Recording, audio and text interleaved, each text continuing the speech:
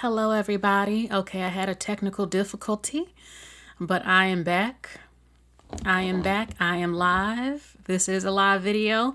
Hopefully, those of you who were on the first live, it was literally like 5 minutes ago. Hopefully, you see this and you're back in here.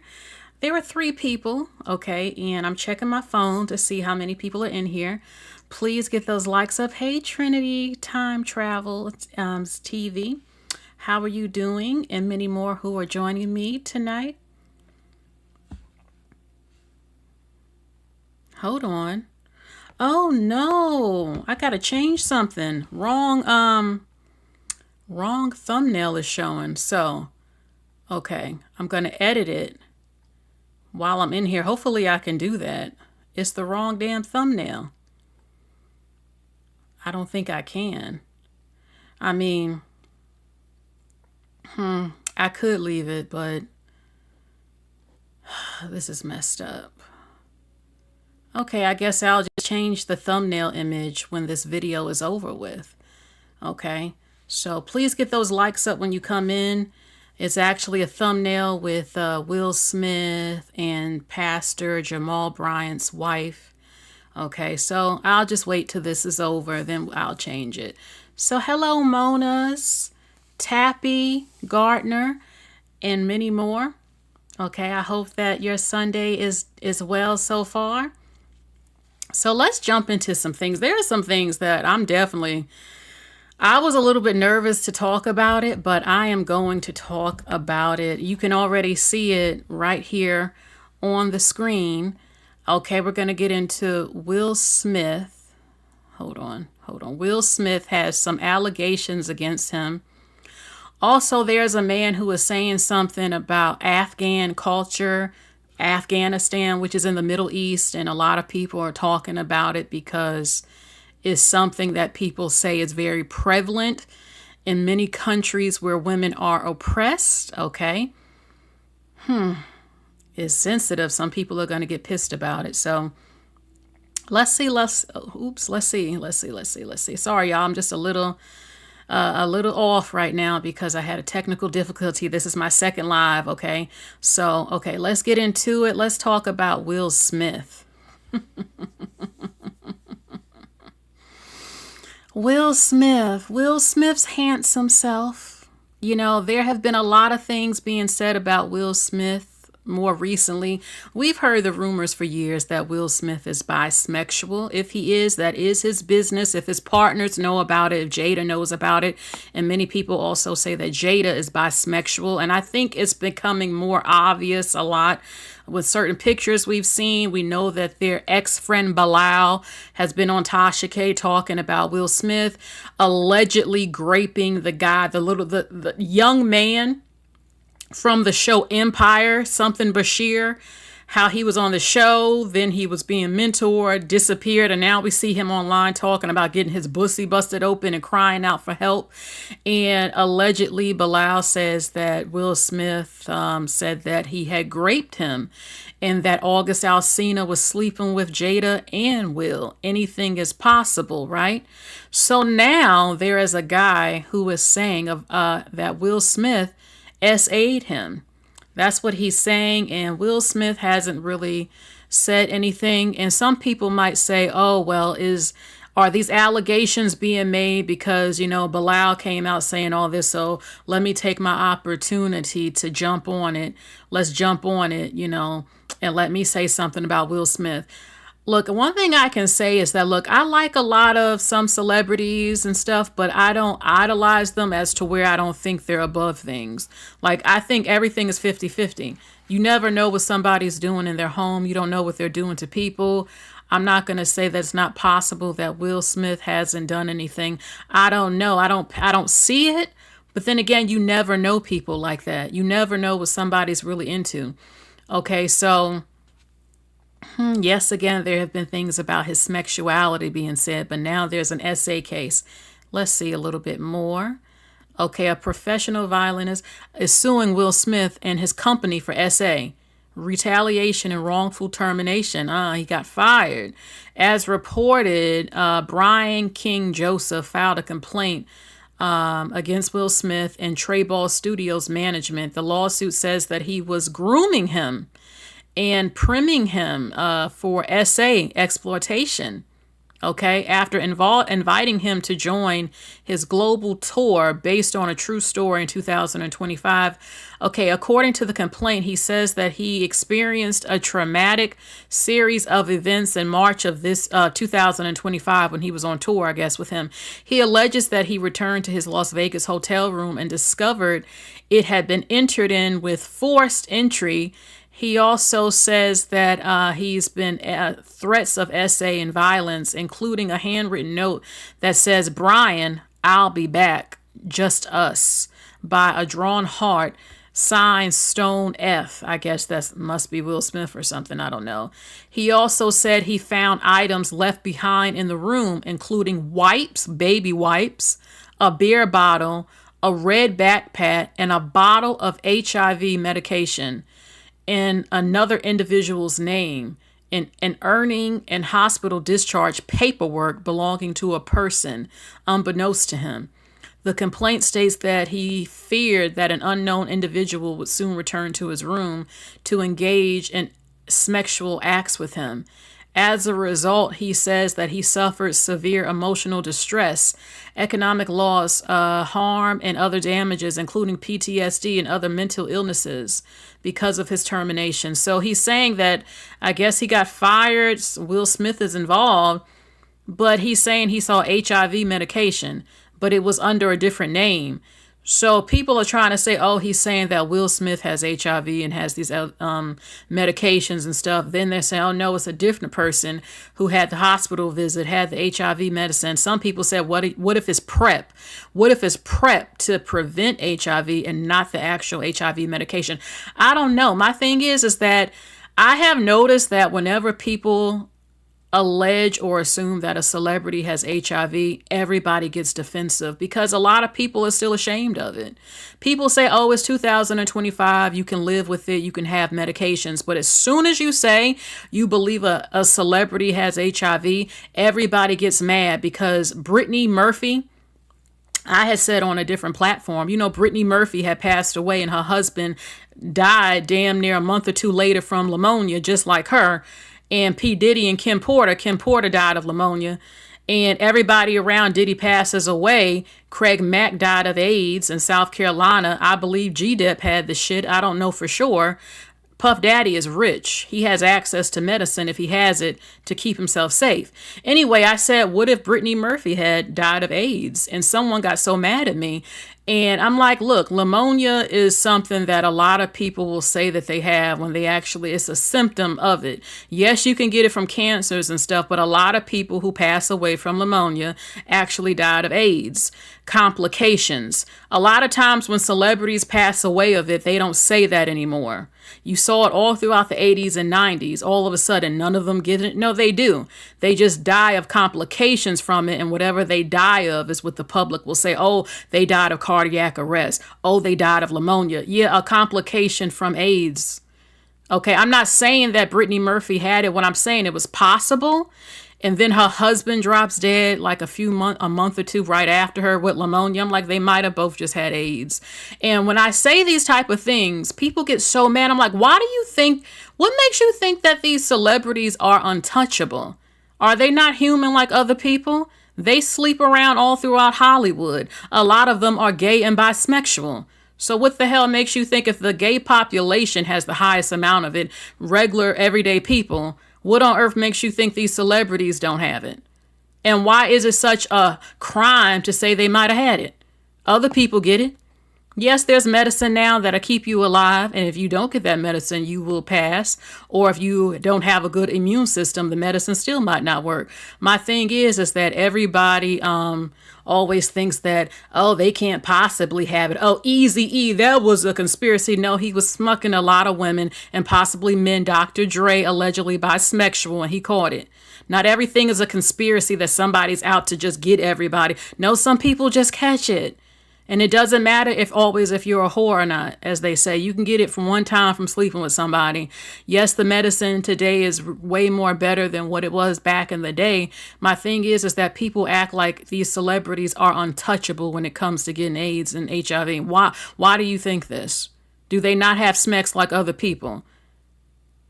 Are they not, a lot of them, sleeping with men?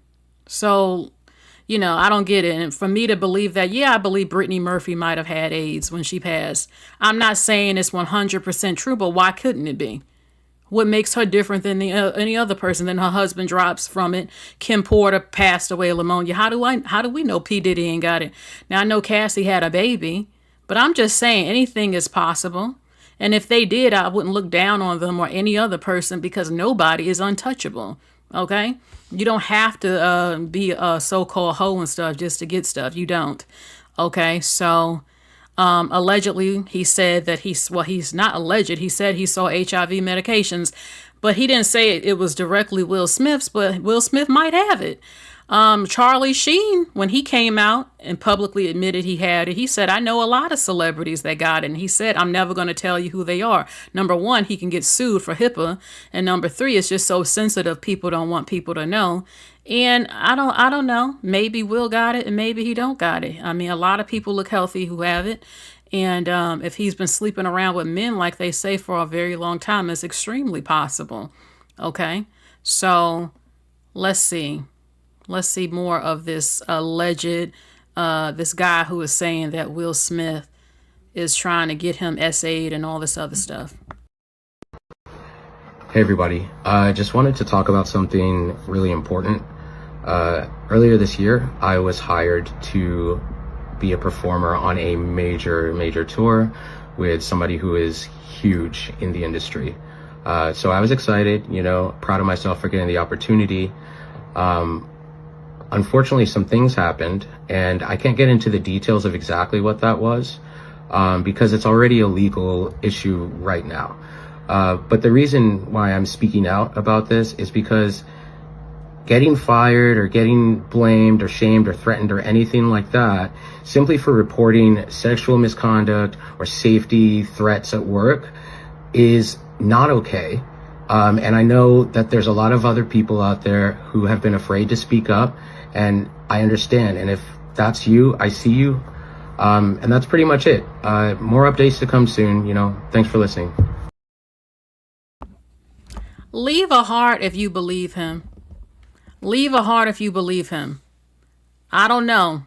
I mean, now that Bilal has come out saying this, how do we know it's not people trying to seize the opportunity to get money from Will Smith because, Bilal says he was graping Bashir, and Bilal said that Will Smith was mentoring boys and graping them, and he's sleeping with men and stuff, and was effing Dwayne Martin and all this other stuff. So leave a heart if you believe him that Will Smith has been after him or tried to essay him. I mean, I definitely won't write off somebody, though, because so many victims, people know that a lot of people won't believe it when it's a celebrity, especially a celebrity that you love. But look, I've heard so many stories about celebrities that people thought were nice, and they're not nice people at all. For one example, I love Anita Baker. I love Anita Baker's music, but I have heard countless people who are fans say how nasty her ass is in person. Nasty. And even celebrity singers who don't like working with her because she's nasty, allegedly. I mean, so many people I've seen online saying I've met her in person and she gave me the finger. She completely was nasty and mean to me, rolled her eyes, which just stank.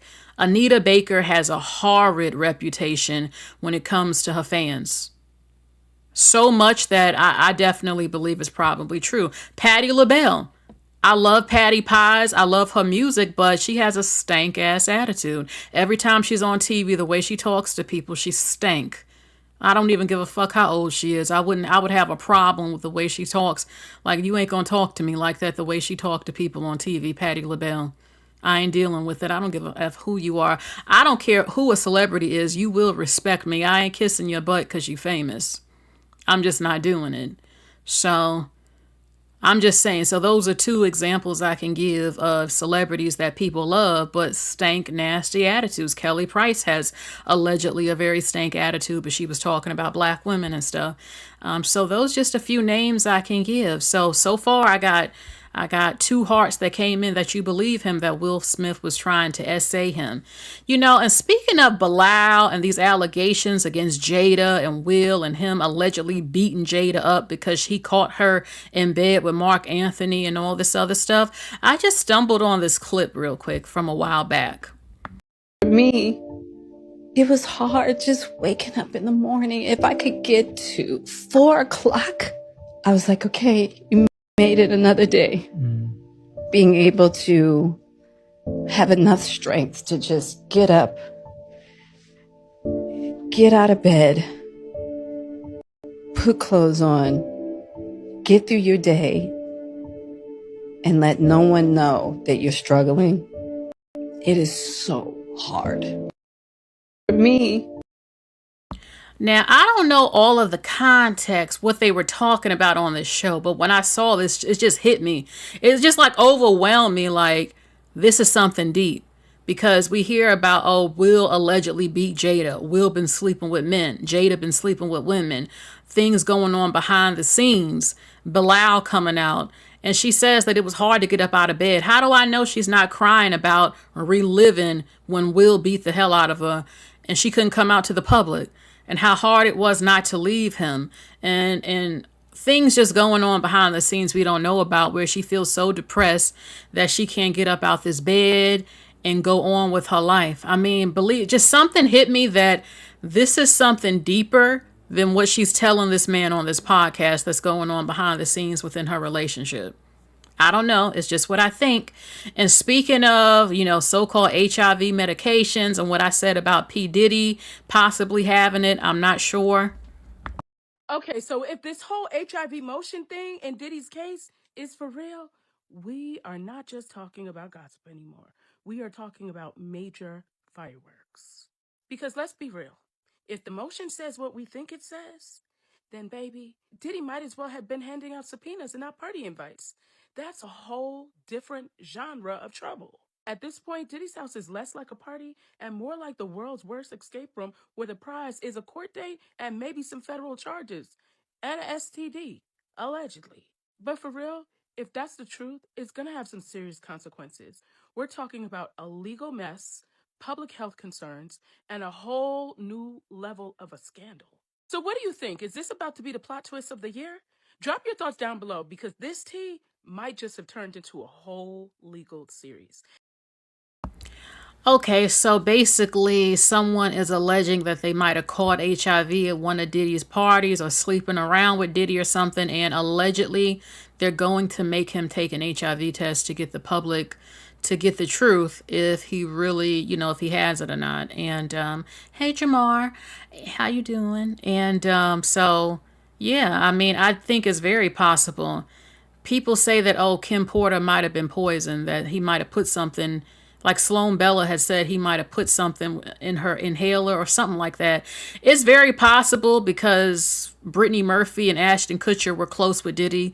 Next thing you know, there's been allegation of child sex trafficking and all this other stuff, and then Brittany passes away of pneumonia, then her husband within like 2 months or something like that. Kim Porter, pneumonia. I said either is being some poison, or they all passing away from AIDS. I'm not 100% sure.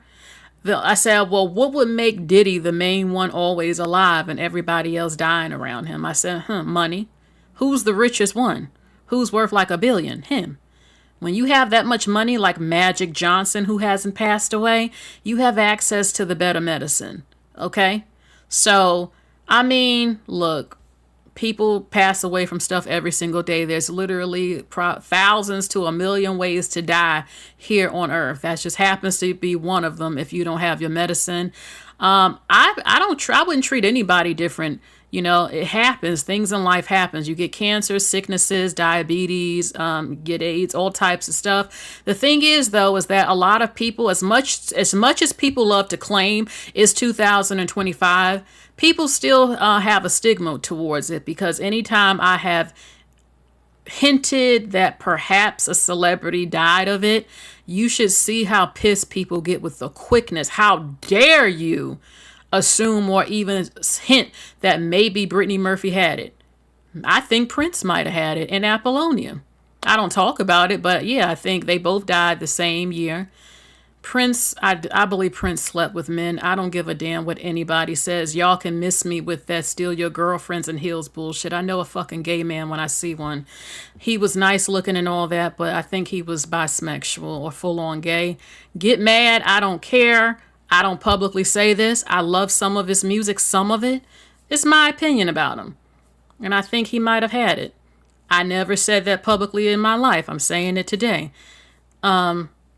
Most people would not believe, would be upset with me saying that because you still look down on it.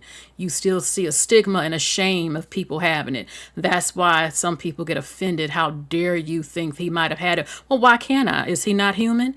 Is a lot of people still not dying of the shit, especially all over Atlanta and in Africa? What, he's from 1980s Prince and shit. I mean, come on. But I suspect Bernie Mac might have had it. He might have. I don't know. I heard he had some sort of condition or something. I don't know. He might have, especially as he's from South Carolina. I mean, I actually met Bernie Mac. There's a number of celebrities I've actually met in person that I never talk about it. But yeah, I was at a movie festival type of thing, and it was free to go to. And I saw Bernie Mac. This was about maybe 3 or 4 years before he passed away. So Apollonia passed away. Vanity, I get them mixed up, Apollonia and Vanity, but I think it might have been Vanity. She passed away. And she had turned to the church, and she had liver problems. She was on drugs at one point. And my spirit told me I think she might have had it, and the medicines back in those days wasn't good. And then Prince passed right after her. I don't know, and he was going to the pharmacy before he passed, and then he fell out and died. I don't think Michael Jackson had it. I think Michael Jackson was murdered by a group of celebrities who were jealous of him. And they used the doctor as a beard, as a decoy. That doctor was a cover-up. I believe that Tommy Mottola was upset, his company was upset, and several celebrities were envious as shit of Michael. I used to see it when Michael would get his award shows that they would all praise Michael. Not only were they obsessed with him, but I saw it in their eyes, such envy. They envied him so bad they wanted his spot. They were tired of him being praised every single year as the king. They felt like they had to usher somebody else in. He couldn't reign forever. I think a group of celebrities plotted against Michael. And I know I sound crazy saying that, but I really believe it. I believe that it was a group. And even if it wasn't celebrities, it was a group of high up people within the industry who was hating on Michael, who hired that damn doctor and paid him to do stuff. Because they were mad that he got that catalog of the Beatles. They were mad that he owned half of Sony. And Tommy Mottola was mad as shit. He called him a devil publicly and all types of stuff. So, and I'm not saying it was Tommy Mottola. I don't know. But I do know that it wasn't just one man. It was a group of them. Completely jealous of Michael. A lot of celebrities were jealous of Michael. They loved him, but they hated him too. They were so upset and jealous that they couldn't be him. They wanted his spot so bad they couldn't take it. I used to see it in their eyes during every award show. They wish they just couldn't take it no more. And they still will never take his spot. Even in death, he's still the #1 artist of all time. So, yeah, they wanted his music buried. That's why they try not to talk about him. They try to act like Michael didn't even exist. The king of music, the king of pop. So, yeah, y'all. Okay, so before I continue, everybody, I want y'all to get those likes up. It definitely affects the algorithm. When this is over, I will change the thumbnail. I made a mistake and got the wrong thumbnail up, but the title is right. So we'll get more into these topics, okay? Hit the hype button if you can, if it's available. And we're going to get more into these topics, okay? And this right here is Victoria Monet. Personally, I said she's going to be the next superstar. She has the looks, she has the music, she has the body, And I just feel it. They've really been trying to market her very well. And I don't know. She's been doing her thing. All right, y'all know I love music and R&B music, and I really think she's one of the biggest things that's coming up in the industry. All right, so I'm looking in the chat. All right, let's see. I don't think Michael's doctor would ruin his reputation by hurting Michael. They wanted his music buried. Yeah, there were a lot of jealous people who were tired of Michael reigning supreme. Okay, let's go to the next topic. Speaking of SA, look at this.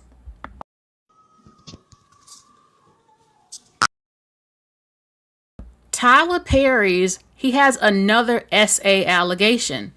Another accuser, Mario Rodriguez, encourages social media users to ask why Tyler Perry is sending him money after the Madea film wrapped. He said Tyler Perry knows what he did. The evidence is going to come out and is going to shook you guys up. Hey guys, first and foremost, from the bottom of my heart, I want to thank every single one of you guys who came and reached out to me and messaged me and showed me love and support. I want to thank you guys from the bottom of my heart, seriously. It takes a lot of courage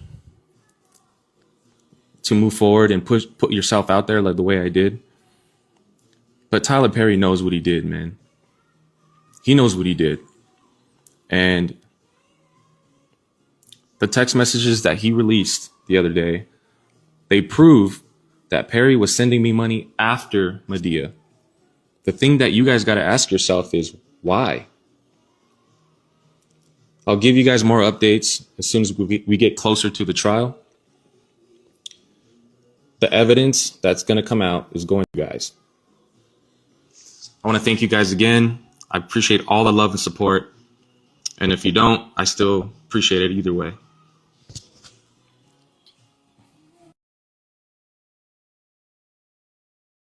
Okay, let's see. So, Tyler Perry was allegedly text messaging him. He says, "Brother, haven't been feeling okay. I'm confused and nauseous. I got blood work. I think my something. Damn, this is blurry, y'all. I didn't know it would be this blurry. I don't think I could do it on my own because I bravely pay my bills. I'm scared I don't want to get sepsis like my dad and pass away. I don't even want to mention it. I feel sick most days. I never told anybody, but my mom and everybody is starting to notice I'm broke or something. I don't have insurance. I would never lie to you, but I think that it's wrong. My dentist is going to take care of me in Beverly Hills or something like that. He's in prison for fraud. I've always been healthy, but lately I've been waking up confused and dizzy and a bunch of stuff. I just can't go to the doctor because I can't afford it. Second brother or something." I don't know if Tyler Perry, he said, he did kind of say that Tyler Perry was sending him money, but I don't see anything sexual so far being said.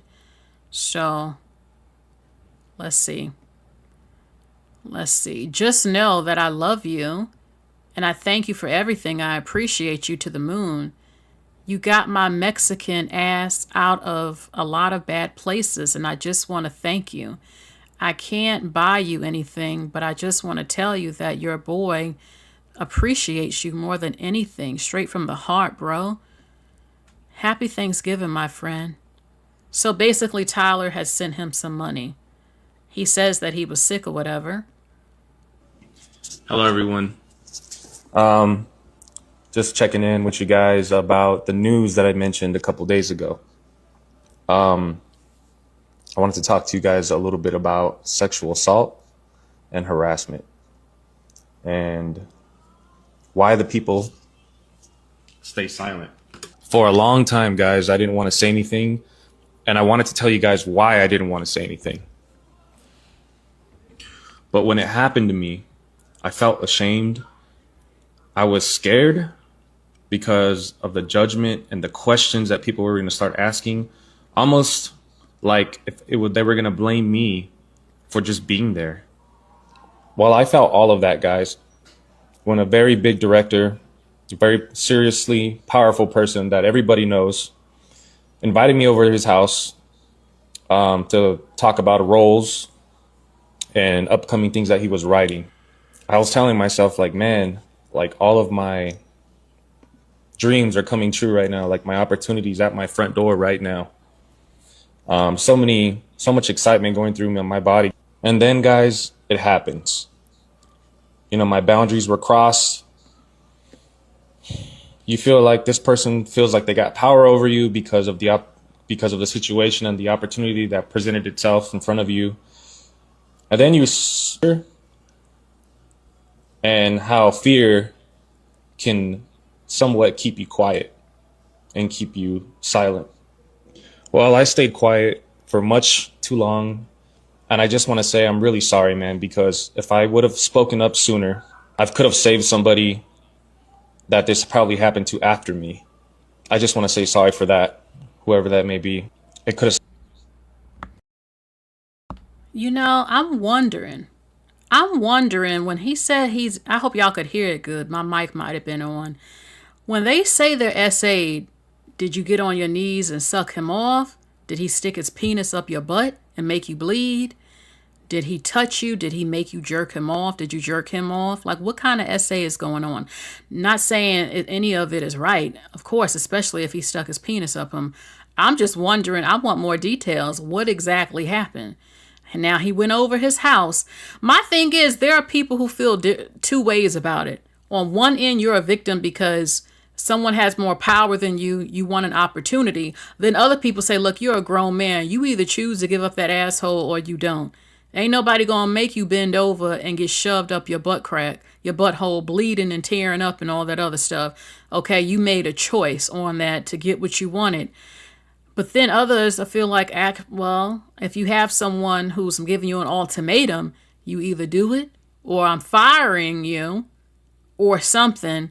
See, how do y'all feel about this? I feel all victims deserve justice, and I think anyone who would dangle something over somebody's head, like, I'm not going to give you this opportunity if you don't suck it, if you don't give it to me, that's not right. That is a form of rape to me, and it's not professional, and it's just not right. I shouldn't have to do that to get something. But I also feel like men fight men. Men are stronger. I mean, you giving up your butthole? You deciding to give up your butthole. But then men are people too, you know, and sometimes you're in a position where you feel like I got a family to feed or I need a job and my boss is telling me, child, I don't even know what Jamar says you leave.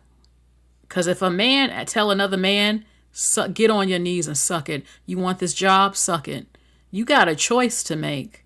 You gonna give up your manhood or you're not. But they also should be held accountable too, because you shouldn't treat your employees like that. They shouldn't have to sleep with you to have employment. That is a crime, you know. And he's gorgeous. In this picture down here, he's a beautiful man. I know Tyler Perry liked fine men, and this man is fine. So here's another one. This is the second or third one. And I really like Tyler, but I said before, my first thing about Will Smith, I don't worship celebrities that I don't think they're not capable or it's not possible. I say it's 50-50 because there are people who take opportunities to sue people, especially when other people have said something to get money. And you never know what somebody's doing or how sneaky they are. So I'm going to say I'm 50-50 on it. I believe that he deserves a fair trial and that there needs to be evidence that he did something to him. And the other half of me doesn't believe it. I'm 50-50 on it. I think that's fair because I just can't say it's true just because somebody said it's true. And I wasn't there. There's no evidence or anything, no physical evidence, something. Oh, you showed a text that he sent you money because you were in the hospital and you didn't have insurance. How does that mean that he shoved his penis up your ass? I mean, I need a little bit more. I'm 50-50 on it, okay? So even like when it comes to Michael Jackson, as much as I love Michael, I wasn't there. I don't believe that there's no evidence, and a lot of the so-called victims says their dads told them to say it to get some money. So I always say 50-50. You got to prove it. I need proof. Until you prove the proof, I'm not just going to jump on somebody. So Jasmine says, I need more proof. 50-50 on it too. So the bigger the star, the bigger the target. Okay, now it says that this is a $77 million lawsuit. My boundaries were crossed. I apologize. See, if you're going to say these type of things, you got to secretly record the man. You got to have evidence, because how can it be proven that he tried to sleep with you? You said you went over his house. What happened at the house? Did he drug you? Did you wake up with your butthole bleeding and sore? Did you have to jerk him off? Did he make you suck it? Did he suck you? What's going on here? Give us some details, and is there any evidence? So, okay, let's go to the next topic. Sorry, y'all, to talk like that. I'm just saying. All right, now we have Joe Budden. I cannot stand Joe Budden. He says that Keke Palmer is a weirdo because she keeps appearing on Blueface's live stream despite her anti-abuse stance. He says she praises a lot of men with abusive histories. Now, is this not funny? Is this not hypocritical?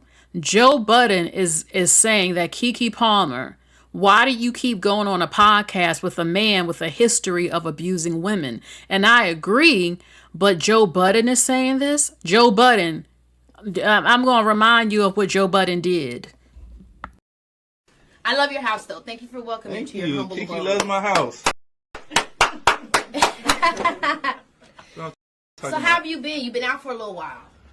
Do life feel the same? Do life feel different? I don't know why Blueface is upheld in the Black American community.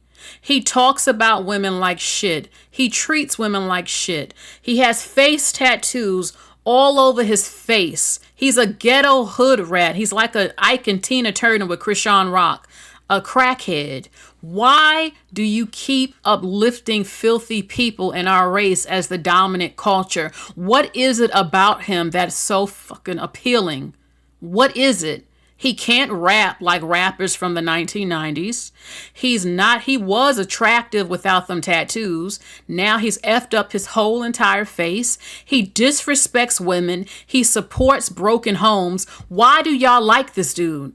Why is he so popular in Black American culture? And then some of y'all get mad. Why do we get seen as a ghetto race and stuff? Well, look who's the most popular, him. Why is the question. And Keke, why are you entertaining him? Especially you were complaining about your baby daddy Darius knocking you upside the head over the couch or something like that. Okay, let's see. You know, when I got out, I was doing all right. But then you walked in, everything is looking bright, baby. It's looking bright. My future looking bright. I'm so disgusted to see how so many men have won. These trifling ghetto hood rat dudes got all these gay bisexuals, because I think he's one too. They got access to punani. These young girls have no self-esteem. They put up with a bunch of bullshit just to be relevant, to be around these dudes. It's just amazing how they finesse the game.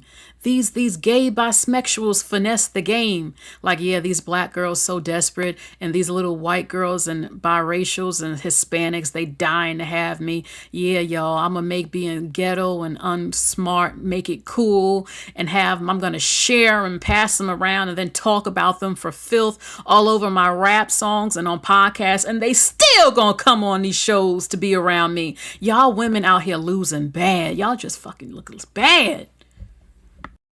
You play too much. Like, at first, I wasn't really feeling it. I'm like, damn, you know. You was sad? Yeah, it ain't really nothing out here for me, you know. Then you walked in, I'm like, You're so fake. You're so fake. Why are y'all entertaining him? Do you see how he treated Krishan, her ghetto ass too? Did you see how he treated her? And y'all giving him a platform?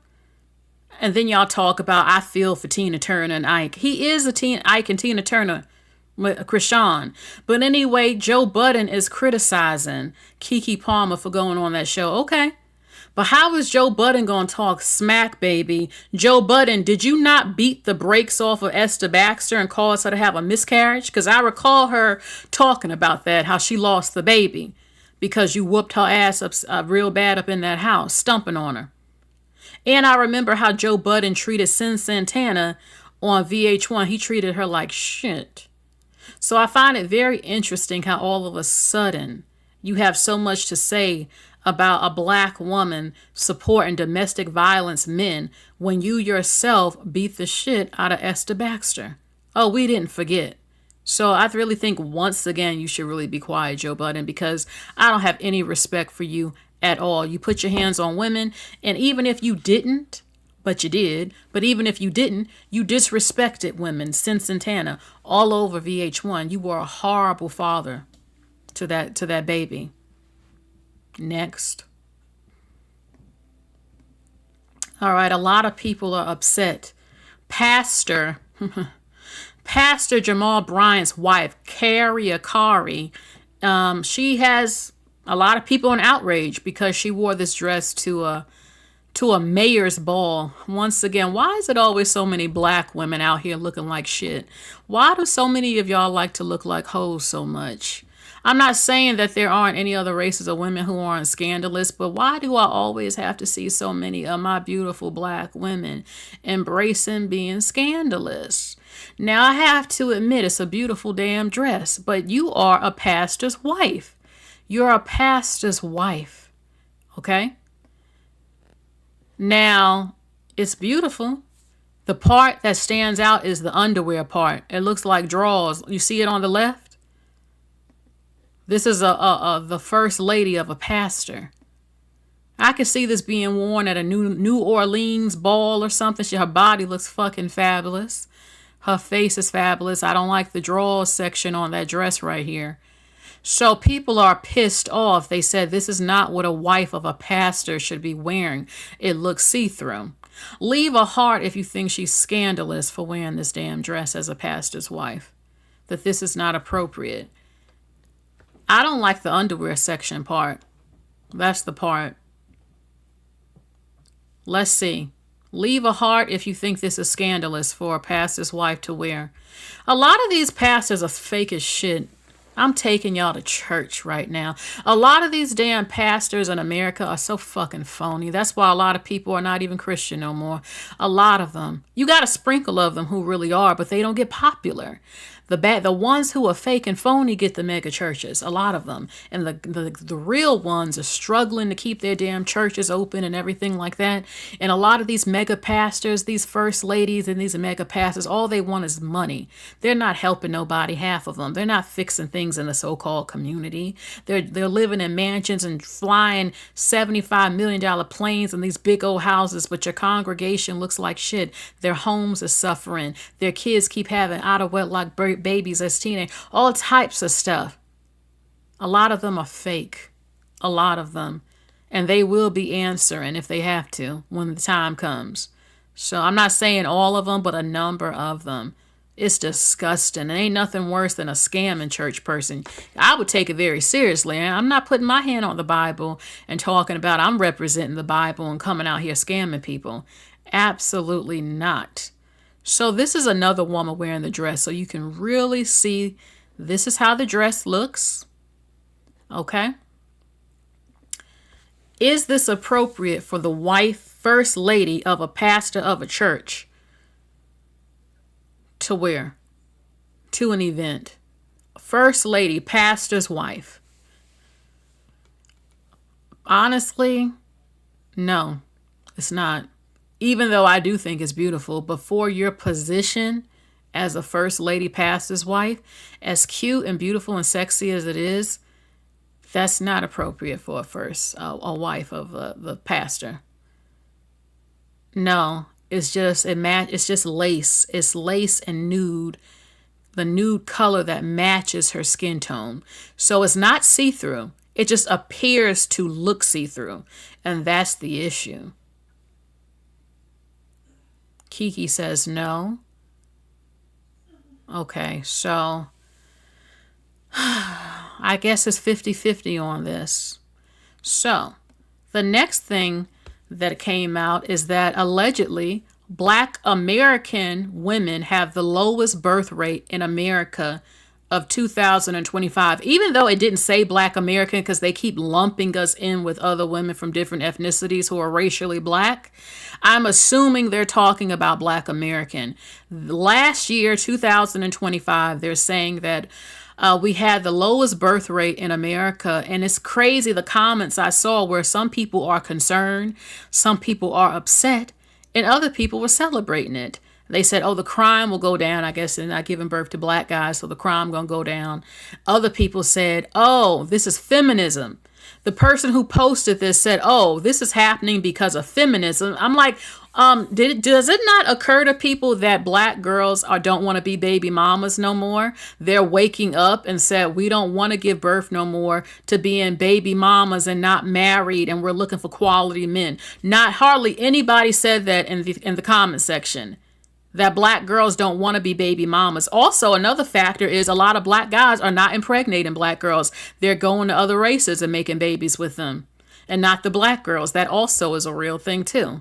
But I do think that a growing number are on birth control. I think people always love to say, oh, it's abort. Not every Black woman gets an abort.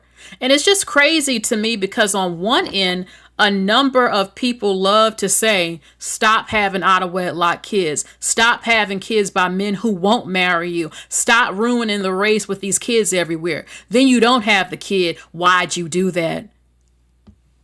No one's telling the men, get married. They're not getting married at 18 and 19 and 20 and 25. When you ever seen Black guys ready to get married at that age? They're not. And yet, stop always coming to the girls. Why don't you tell the guys to keep it in their pants too? Both of them. But anyway, the birth rate has declined. In 2025, it says, okay, this is it right here. Negative 3.30%. But also, actually, it's Native American women who had the lowest. Negative 5.48%. No. So it's Native American women and Black women in America. The Native American women are actually at the top, negative 5.48%, not giving birth. And then Black, negative 3.30%. So, yeah, that is what's going on. And you will continue to see this. The more Black girls say, I want to be married, Black guys won't marry, they refuse to date outside their effing race, then you're going to die alone or turn to eating pussy. I don't know what to tell you. I'm not turning to that, but that's what's going on. What can I say? If they don't want to date other races of men, but they don't want to be unmarried, Black guys won't marry you, so you won't be having children. Or you go to another race of man and have kids, or go to a sperm bank. So there's a lot of attractive men around who aren't Black. I don't know. But y'all do what you want to do. Point is that it seems people are blaming this on abort and feminism. No one wanted to say, could it be that so many Black men have treated Black girls like shit for over 20 years and saying we're the worst mothers and not to impregnate Black girls, that Black girls said, you know what? I'm closing up shop to my womb. I'm actually focusing on leveling up my life and my education and traveling and actually hoping to get married, and I'm going to stop having these out of wedlock kids. No one wanted to say that maybe a lot of young Black girls' mentality has shifted and they're not popping out of wedlock kids no more. They don't want to. No one wants to say that. You always want to assume that we are aborting all our babies and stuff. I ain't never had an abort. You know what? So I'm sick and tired of people saying that. And my thing is, if so many of y'all don't like Black women, why do you care how many of us give birth? I think you would be jumping for joy Black women ain't giving birth, since Black women are supposedly such a problem to everybody. Why do you care? Then I hear people, Black women, we got to reproduce. Stop telling Black girls to just go out and have babies. Get the numbers up, reproduce. No, if you're reproducing trash and the race ain't getting better and the women keep getting treated like crap and disrespected and not wiped up, there's going to be a halt on production, like I said, as it should be. Go in a panic, whatever. Sometimes that's what's necessary to get things in order.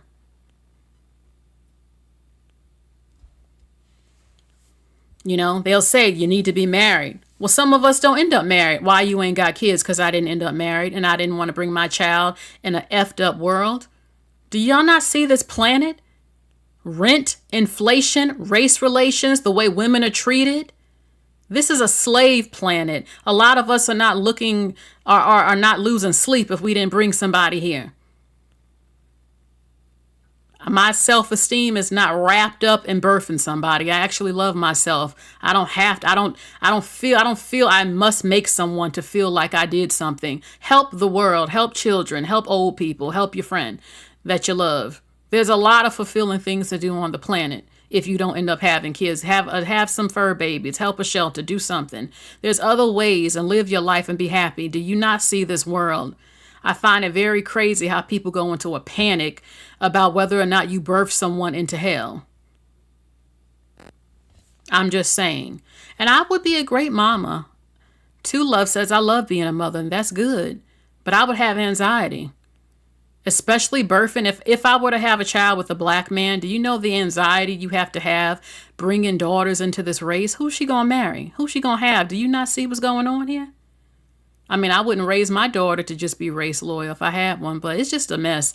I don't feel like we're losing anything by not birthing children. My legacy is my legacy. My legacy, I don't have to have children. I don't feel like my world is ruined in this place, this prison planet, because I didn't bring somebody up in here. I have other things I do that are meaningful and mean things to me. And who gives a shit if you think I'm selfish? So fucking what? It's my life, not yours. You know, if I ended up married with a nice man and I wanted his child, I would have to think about it. I really have to look. People who love children actually care about bringing them here. We actually look at the world. We look at our country. We look at our so-called community. We look at the relations between men and women, religion, all this stuff. We actually look at all of that before considering bringing people up in here. It's that serious. It is serious. I don't think giving birth or making babies is a little thing at all. I find it to be extremely serious. It's life-changing, and it will either ruin your life or make your life better. Not all women deserve children. I see it every day on the news, women who should have never given birth, abusing their kids, murdering their kids, raping their kids, selling their kids. So no, I don't believe every woman is supposed to have a baby. I think people who want them should be having them. And I'm tired of women being told you must do it. No, they don't all need them. They should not. Some women should have never given birth. It should have never happened, in my opinion. So I'm tired of people pushing that, especially if a woman's mental health declines having children, going more into poverty, having kids, which affects me and my mental health, which then affects how the children are treated. Because if I'm not happy, you know how many parents take it out on their kids because they are miserable and having the kids wear a burden on them? And you don't ever want to tell your kids that. It's not their fault. They didn't ask to be here. So all of these things are very important. And it is about me, because I'm a human, and I'm the one who has to decide to bring them here. And if it affects me in a negative way, I might not do that. I don't care if it's called being selfish or not. If I'm in poverty, why would I birth somebody else into poverty and I can't take care of them? And then they resent me later. Why'd you give birth to me? I never had this. I never had that. Even though you can make your kids feel so much love and they won't even know that they're poor. Oh, yeah. I've had moments like that. I didn't even know anything, eating good, nice, loving hugs and cute cupcakes and spending time together. But it's a lot. You're not raising just children. They turn into people. Yeah, they're cute as toddlers, and then they start talking as they grow up. And what if they turn into evil people and you tried everything? Or what if they start back talking or turning bad and stuff? And then the anxiety constantly that they might pass away. You have to watch them like a hawk constantly, But I'm sure, in a better world, I would feel a little bit more. I mean, I think if I met the right man deserving of my womb, yeah, I probably might have a baby, one or two, maybe. I don't know. I'm not sure. I don't know. I'm not sure. They can turn good, but it's a lot of pressure to raise. You're raising a person. You have to do everything you can to make sure they don't end up fucked up. That's a job forever or until they're 18 or 20. It's after a certain point, I would say after damn near 12, 13, you can't do it's not that easy. Because the brain, people, you can be whoever you are. Your child is not you. They can have a completely different personality than you, and you can tell them everything and they still won't listen. And that's how it happens a lot.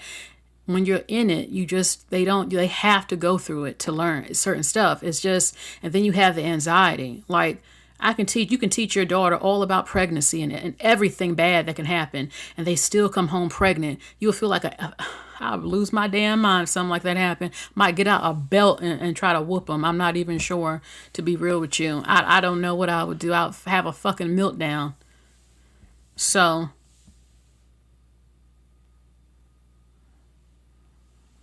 I just feel some people should have kids and some shouldn't. I think I would be an amazing mama. I really know I would be. Loving, having baking bread and cupcakes together, reading, tutoring, traveling. I will have my kids exposed to so many good things, things to develop their mental health and character. Reading biographies, they need to read all types of stuff. I ain't playing that Tiger Mom type of stuff, but not too extreme where I ruin them type of thing. So, all right. So actually there is a map. The state of global fertility, baby, the red is the least. Do you see this? So it shows that Africa is giving birth the most. Everything in the pink is giving the least birth, having the least births. So I looked in the comments section and the racist people are having a meltdown because Africans are making the most babies. Africans, a sprinkle of Middle Eastern and Asian, a sprinkle of the Hispanics in South America, but the majority of the births, the fertility rates is in Africa. The pink is the worst. Our country, our whole continent, most of Europe and Asia, parts of Asia. So they're scared because, Africans haven't developed their nations and they think the world is going to go back to like 800 BC if Africans take over the world. And that's what they're saying, the racists. But I feel like this. When I see white people going into a panic, and I see them every week on Instagram and TikTok, we're losing. Like, how can I say this nicely? Go fuck. It's not rocket science. If y'all feel you're disappearing, get a white woman, F each other's brains out, and get pregnant. Make children. I say the same thing with black people in America who are panicking about Hispanics taking over. Black men, instead of worrying about other races, get a black wife, F each other's brains out, and have damn near 5 kids. Same thing with white people. Get a white wife and make 5 kids, and then y'all get your numbers up. It's not rocket science. It's not rocket science. The way to dominate is to breed. Africans and Indians and some Hispanics, they breed a lot. They breed in large numbers. White people, for whatever reason, y'all stop breeding in large numbers. I don't know what's going on with that. And now y'all suffering. You want to fix that, get a white wife and F each other's brains out and make a bunch of babies, and then you'll have this problem fixed.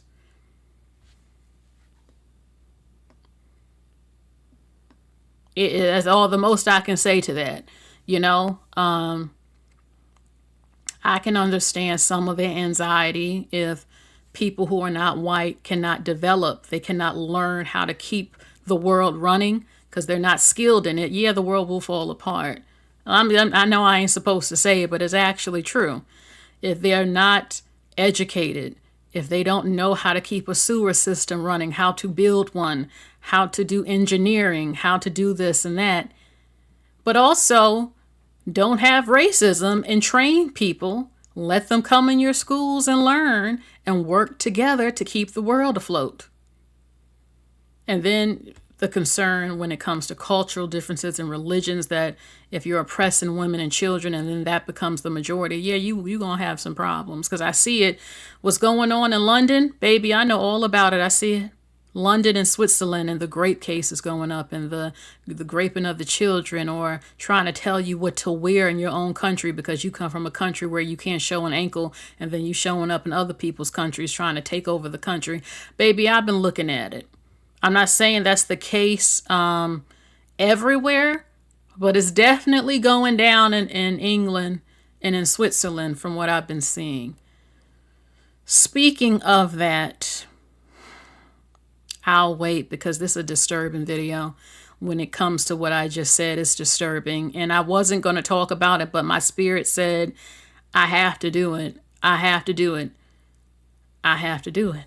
But before we get into it, let's look at this real quick. So the Lumbee tribe finally received federal recognition after 137 years, and some of the white Cherokee are not happy. We spent the afternoon at the Cherokee Indian Reservation approaching citizens, asking their thoughts on the Lumbee decision. Everyone we approached said they disagree with it. Some people even jokingly pretending not to know who the Lumbee are. Now, the consensus is people think that the Lumbee Fairness Act is a little unfair. I think it's really unfair that they get to piggyback onto a defense bill that has to pass that. I am sick of people trying to tell us Black Americans who have Native ancestry that we don't have Native ancestry. Stop trying to tell us if we do or not, and we know we do for a fact. We know for a fact, some of us. And some of us had DNA testing, we know it. We can look at our faces. We know.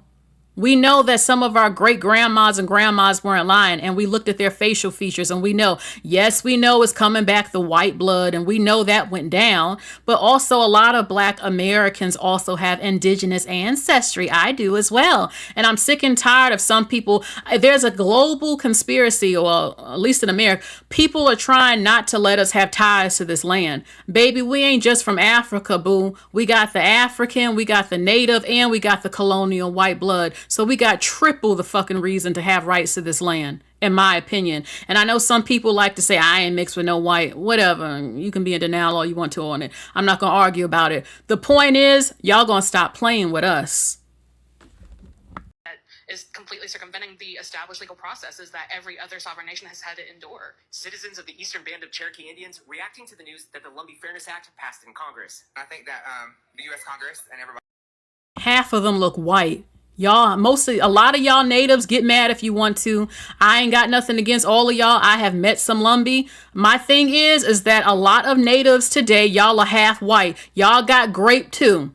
Y'all be looking Mexican. Y'all not dark and reddish brown like y'all used to be. A lot of y'all got grape by the white man during those wars, but yet you trying to always police us who got the native blood. Because, oh, well, you got more Black in you. So what? I got Native too, and you can tell that by looking at me. Stop playing with me. Please. Think you gonna gatekeep the ones who half white. Please. Has let all the 574 federally recognized tribes down. I think it opens up a lot of doors for these state recognized tribes to go through the back door and have an easy access to be federally recognized. And it's not just members of the Eastern Band of Cherokee Indians who disagrees with the decision. Watson Harlan is a member of Cherokee Nation, which is based in Oklahoma. Anytime there is a substantial upending Look at him. That man look white.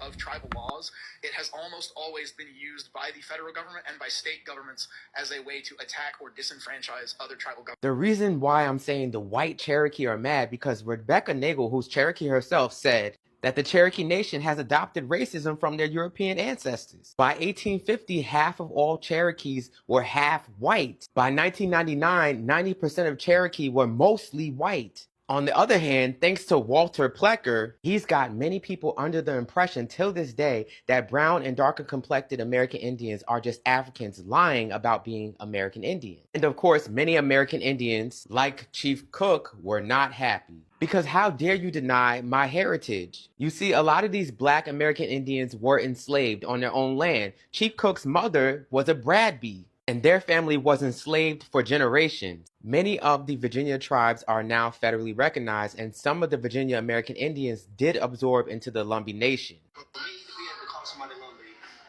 it'll be if I have Lumbee blood in them, if I happen to be knowing about their culture, and I got to know about the animals. And the way he looks like Chris Brown, that is rampant throughout Virginia. rampant. That's like normal. That's how black people look in Virginia.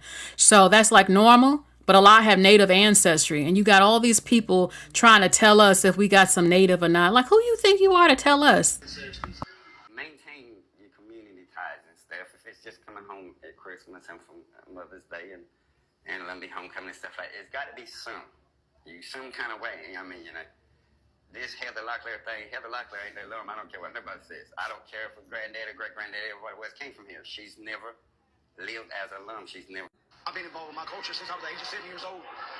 And to have that moment come to fruition it's an unbelievable feeling. I've worked with so many people from a younger age to now, and I'm sorry to get emotional. But I work with a lot of people from a younger age to now to get to where we're at. And I have. At the end of that road, it's amazing. It's amazing. So when you laugh at Black Americans for saying that they have American Indian ancestry, just know that they've been laughing at us. Yeah, because they don't want us to have ties to the land. They want us to tell this lie, y'all just Africans. Baby, we know we ain't all just Africans. First of all, not everybody black, white, and native ancestry is from slavery, number one. Number two, are you kidding? Why is it so offensive when somebody who identifies as Black American claims their native ancestry and you can tell by looking in their face that it's there? All of a sudden, no. But then you have the natives who look Mexican because they were graped up with white blood and they don't even look like the original natives. You see half of them who have much darker skin and stronger native features. All of a sudden, oh no, we're just the natives. Them Cherokees that look white are the natives. But all of a sudden, a mixed looking black person, all of a sudden you want to deny us what we are. And you try to just throw us, no, you just can go get to Africa. No, baby, I ain't just got African blood and you ain't gonna strip me of my fucking native ancestry. Okay, my grandma told us with her great grandma, her mama, and all of that. And I had my DNA, so it was there. And you could tell by looking at my grandma any fucking way in her face that it was there. So, but they always do that. And don't get me wrong, it has come back. A lot of black people, it was like it wasn't native, it was white. That's where our grandma's hair was the way it was and her facial features. But that's not always true at all. There are so many black people who have photographs from their family and their native ancestors. Photographs. They have evidence. And then some people say these tests is lying because they have the proof with the family photos, but yet it's not showing up on the DNA test, even though they got the damn family pictures. So, saying black is a blanket statement. People, they keep thinking if you say you black, that means you just African. It doesn't mean that. And that's why there's all this confusion. And even Africans trying to tell us we ain't got no native ancestry. Baby, please go sit down somewhere. You ain't from here. You ain't from America. You do not have the lineage or the culture to know what you're talking about. Black people were just the most proud out of the diaspora to claim Africa when other people wouldn't. That doesn't mean we were all just no full African. And then y'all try to tell somebody you lying. How you gonna tell other people about their damn family tree? Not everybody is lying, okay? Now, some people won't argue if they can look at you and they think, oh, yeah, I can tell, I can see it. Then you have other people.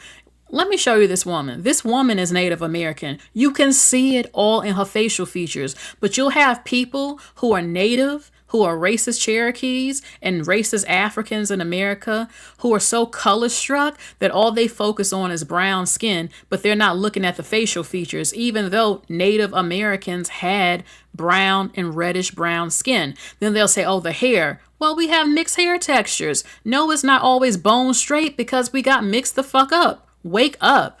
So y'all just don't want us to have ties to the land and to claim our indigenous roots and to get benefits and all that other stuff.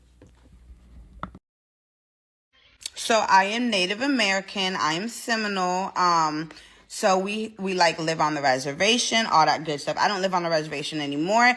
But anyways, we have our own IDs. So like government issued IDs. That's what we use to get on and off the reservation. You can use them at the airport. You use it's a government official ID. It's just we have our own, right? So we don't have to get a Florida state ID. We get our tribal ID, right?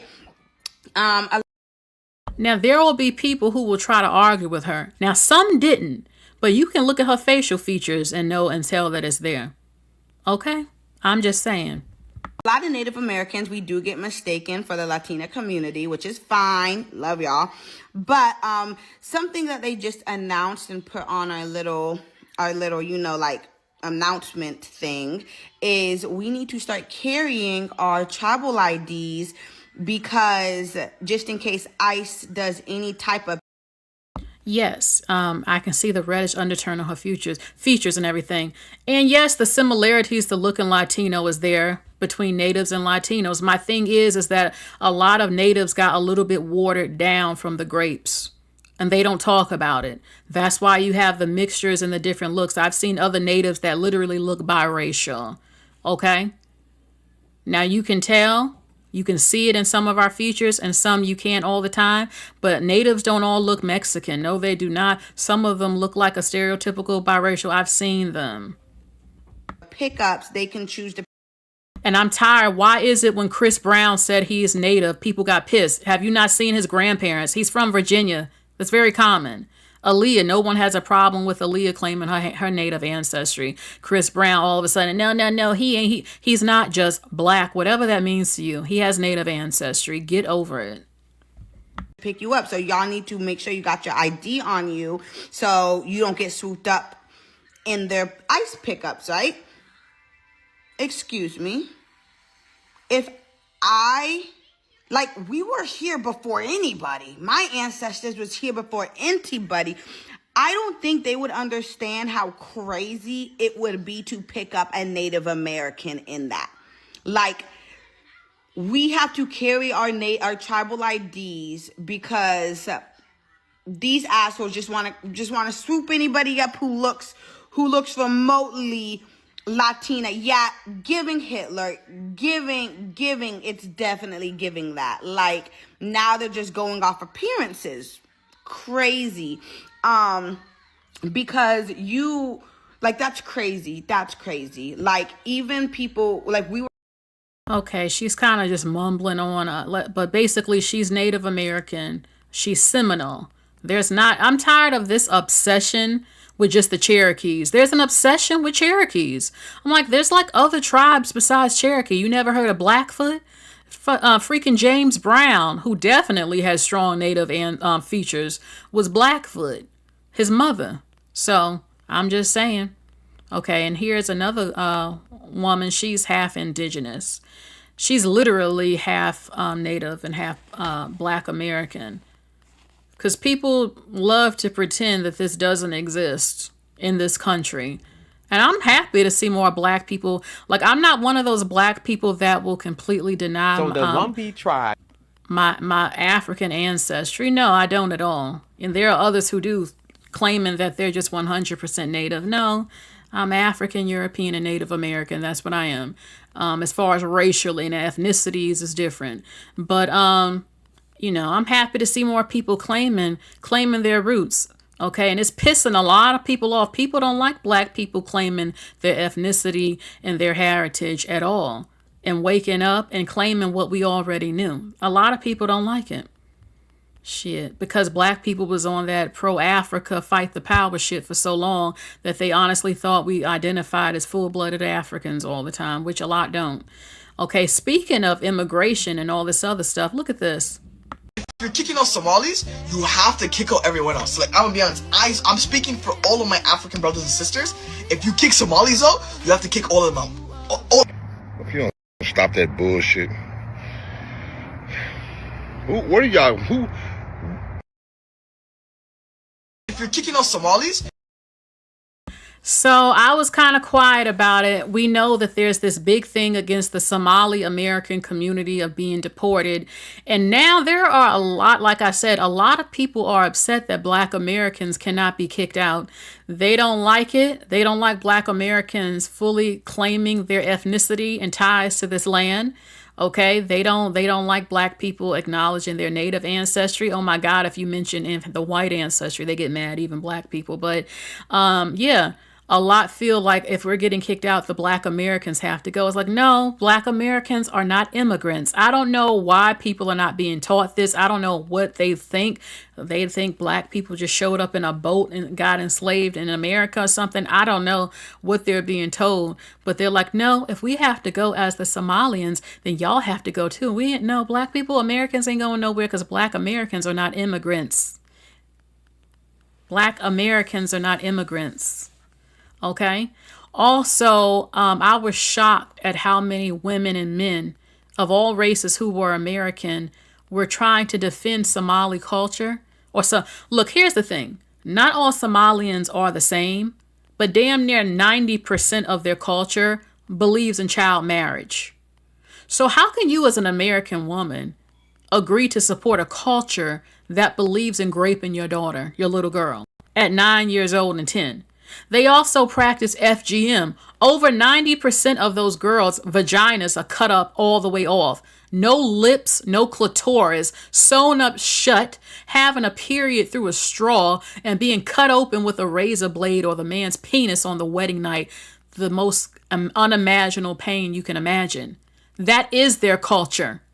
So miss me with this whole, we're all one, we're all the same. No, we are not. Do you believe in FGM? Do you believe in marrying off an 8-year-old? That's not your culture. So no, we're not the same. And they need to fix that within their culture. I'm not supporting it. Now, I won't judge every Somalian harshly. You know, I believe in giving individuals a chance. There are Somalians who are disgusted with FGM, but it's their culture. It's prevalent from their countries and coming up over here. And there are a number of them who call black people with afro hair Jareer. A number of them are racist. A number of them do not like to be called black. So why in the fuck are so many black American women and some men going so hard for a group that don't even fuck with you? They don't even identify with you. They don't like your hair if it's too curly. And they also have a name for it. They also will marry off your 8-year-old little girl to a full-grown man and chop up her damn pussy. So yeah, we're not the same. We're not. And I'm tired. Black people in America, y'all better wake up with this shit and stop romanticizing all of Africa and claiming every culture out of Africa, which is actually not your culture and not compatible with your beliefs. I said what I said. Yeah, Somalians are very, the women especially are known to be very attractive, but behind that beautiful face is a little girl who cried and a grown woman who was held down and had her vagina literally chopped up. They don't talk about that part, though. Nobody wants to talk about it. But I will, and I have for years. It's amazing when I have brung this up on social media, someone said, well, what are you doing? What are you doing, talk? Why y'all getting mad at me for bringing up that they mutilating vaginas? What you doing? Baby, I've talked about it for years on this channel. I've had a problem with it for years when nobody else wants to talk about it. I want to know why people getting mad at me for bringing up barbaric cultural practices. Like I'm not supposed to bring it up. I'm supposed to sweep it under the rug and be quiet about it because they African. I don't give a fuck. I don't give a fuck where you from. It's about, does your culture align with my culture? I don't marry children and I don't chop up vaginas. Get mad if you want to. That ain't my culture. Y'all can go ahead and claim it all you want to. I'm not. So no, we're not all one people. We ain't never been one people. And we never will be because I'm never joining in with cultures like that. Get over it. How dare you bring it up? Yeah, I did. What you gonna do? You got a problem that I'm standing up for children? You got a problem that I'm saying I'm not compatible with that culture. Don't mean I'm going to treat every Somali I see bad or assume they all down with it. But, and someone said, how could you bring this up in Donald Trump and Epstein? Those are individuals. We're talking about a culture. Over 90% practice this every day. That is the norm. So miss me with the bullshit. Let's go to the next thing. Speaking of culture, let's get into something I was scared to talk about because look, yes, I find a lot of Muslim men to be very attractive. I do. In the UAE, Dubai, the Gulf, beautiful. Some of the most beautiful motherfucking men I've ever seen in my damn life. And I'm admitting it, baby. I got a bad for some of them. They're some of the most physically attractive men I have ever seen. Now, not all of them look the same. I like some of the Arabs. They have a little bit more color, more olive skin, North African. Some of them look half black to me. They got, some look a little related to me. My brother, my father, me a little bit. They're beautiful, a number of them. And not all Muslims are the same. There's almost 2 billion. Several, it's not, baby, what I'm about to show you is disturbing. But then I realized, is it Islam or is it culture? That's the part we're going to get into. I'm sorry I had to show this, but I have to do it. It just might have been other countries that don't tolerate homosexuality, but Afghanistan, you see it every single day. It was like one of the most in your face, every day you saw it, some form of it, every single day. I never knew that, Nick. Yeah. I never knew it. Yep. Man Love Thursday. They would have a big mass orgy every Thursday. Clockwork. I can't speak for the larger group of Americans in the audience, but I think that that's going to catch so many people off guard. Any guys who went to Afghanistan know exactly what I'm talking about. Yeah, it's nasty. Wow. Yeah. Okay, and are you serious? The same ones, yeah. Oh, yeah. Like, we used to work with the Afghans towards, the end of my career, the Afghan army. And they would live on our compound. And you're told from the get-go, hey, this is what they do. This is what they do. And they go out, they fight with us. And the guys that you are fighting, like 80% of them are probably not even in the closet. That's what they believe in. That's their pleasure. Pleasure is like other men. If you want to have a baby, that's the only time you can use a female. Okay, whoa. These are not men in the closet. These are not men who are bisexual. I mean, obviously they're bisexual because they want to reproduce. Yeah. But you're saying that these guys that we see with the turbans and holding those AKs and they're right there on the front line, the majority of them are just straight homosexual? Oh, they're nasty. I'm not saying if that's what you want to do, fine. But from what I've seen, it's not what I dip in. He's telling the truth. And I hate to have to say that. Now, the Afghan men, from what I've seen, they don't look like the Arab men I'm typically attracted to. They just don't look like the ones I usually look at. But the point is that it's still an Islamic country. Afghanistan is extremely oppressive. They don't want women to sing. They don't want any of their faces showing. And here's the part that just gets so confusing. Because on one end, it's like people will say they hate women. But then on the other end, are they doing this for religion? Because in these cultures, I'm trying not to curse. We as Americans, I will see, will criticize them for turning gay. A lot of American Christian men are gay. 50% of men on the planet are gay or bisexual. What the fuck do you think happens when you separate men from women, like in these cultures? Who do you think they're going to start looking at? They're not allowed to have sex. They're not allowed to date. They're not allowed to choose their wives all the time. Even if they do, they don't even know her. They don't go on dates. They don't have public affection. They don't have romance. They don't have TV or music. The women aren't allowed to sing. They are reduced to nothing but a breeder, an object. And if they show any skin, some of them will be beat with a pole on the ankle or the shoulder.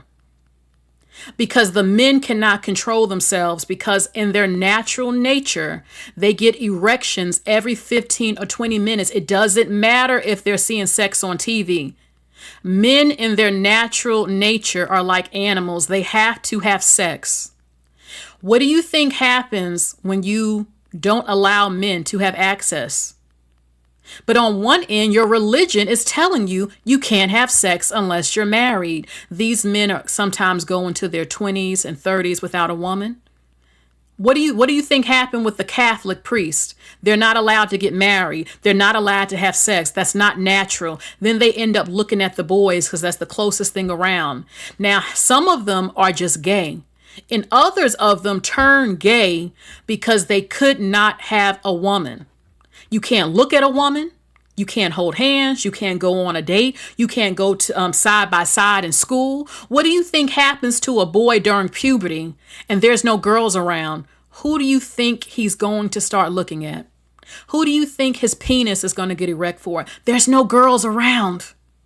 And that's the culture, not the religion. The religion never said, and from what I know, you couldn't be around a woman. The religion never said you must have your entire body covered in the hijab. Nothing. You can't even see their eyes. But in some of these countries, because they're trying to follow their religion so hardcore, they separate the boys from girls.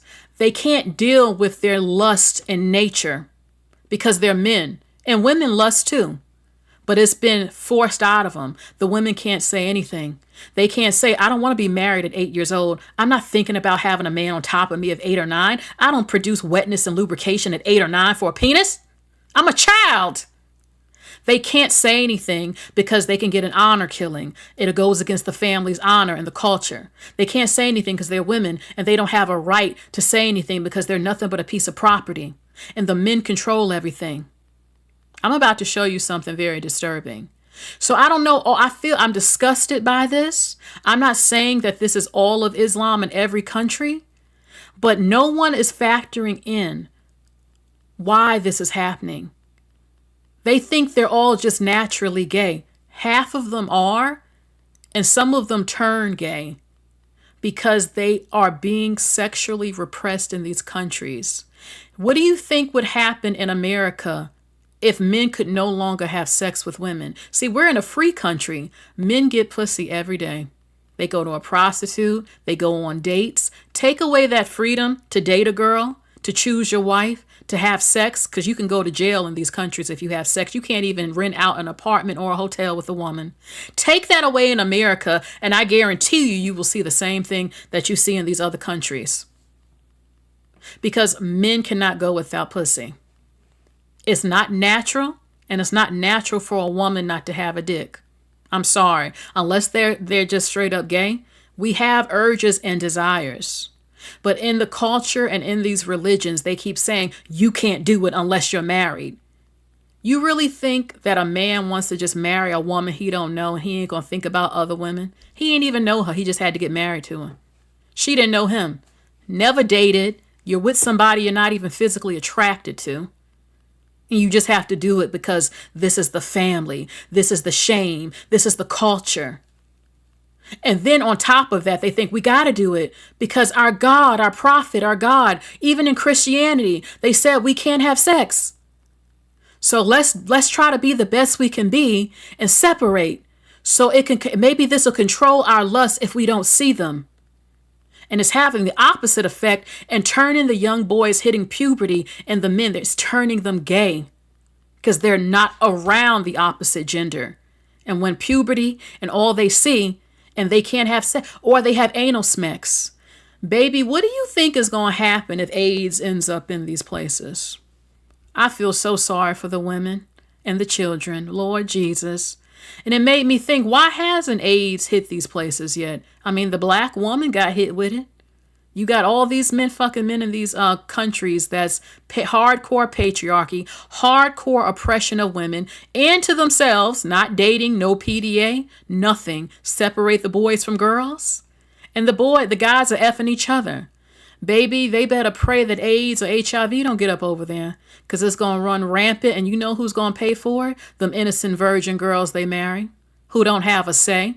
Even now, they going up in butts. Them butts ain't clean. And then marrying a girl, infecting her womb with your dirty dick.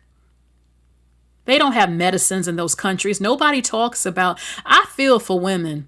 I think about women in other countries where in some of these Islamic countries, do you know that they're not allowed to see a doctor unless it's a woman, but then women are barred from education? What the fuck do you think happens when she gets a yeast infection or gets BV and her pussy stinking? She can't see a doctor. She has to go every day with her coochie stinking like fish. She has to live with a constant yeast infection because she can't get to a doctor that's a woman. No one ever talks about any of this, or dealing with the heavy bleeding during her menstrual cycle. Can't use tampons or can't go to a doctor. Imagine what these women go through with their vagina health in these countries. And and your men are effing men up the ass and coming and sticking it up in you. And you can't get to a woman doctor or a doctor at all.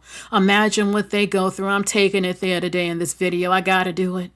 Probably won't be monetized. If you want to donate, my Cash App is there. I stand up for women. I always think about women's vagina health in these countries. There was actually an Amish woman a few months ago who said they weren't even taught certain things. So basically, when they ended up with yeast infections, they just had to keep it. No one ever talks about these situations that countless women end up in when it comes to infections. You don't have doctors. You can't see a damn doctor. You don't even know how to read because your men don't want you to know how to read. You are a breeder. You are a slave, a horse. And it disgusts me. And I'm not saying this is the case in every country, but I need to see the Muslims stand up because they're always saying we are a people of love. It's a loving religion. I need you to stand up for your other Muslims around the world who are going through these things. If you don't believe in these type of things, now let me show you what's happening in Afghanistan and in Pakistan, because they are so hardcore. You cannot be around women. You cannot go to school with women. You cannot date women. You can't see their face. Damn. And look what was happening to the men. Look what's going on. They call them the Bacha boys of Afghanistan, where they make the boys dress as girls because they can't take not having a woman, but they can't have a woman. That's what they do. They make them entertain them. They make them, I heard that they kidnap the boys, they grape them, and when they get old, they kill them, from what I heard. They don't want to do this. They have to do it. They gather the powerful men. I will still say allegedly. I don't know who recorded this. This is on Instagram. Somebody got a hold of it, of what's going on when they gather together. Their poor wives and daughters are at home and don't have an effing clue that their husbands and fathers and uncles are doing this. So he's collecting the money. He has to pretend. They have to pretend to be girls. Make them feminine, put on the lipstick. Gather around the young men and the older men. Dance to some music, collect the money. And get graped up your butthole. And you know it ain't clean up over there. I'm sorry to say it. Imagine the infections their wives are probably getting behind this shit. So, and I can see the pain in some of their eyes. They gotta pretend. They got to do it. There go another one. They got to pretend. They got to dress up as girls. I even heard some of their mothers give them away. Some of their mothers let the men take them. I don't know if the mothers, are these women so ignorant because they've been oppressed that they don't even know their men are gay, or that they could possibly even be gay? Do they even know what being gay means in some of these countries? I don't know. I don't think it ever ran across their mind that their husbands was gay. Honestly, some of them. So you have him, then you have him. That's a man, a boy, a teenager. There they go. Locked in the house, only men. I guess he got caught on camera. Teenager, grown men. There go the little boy.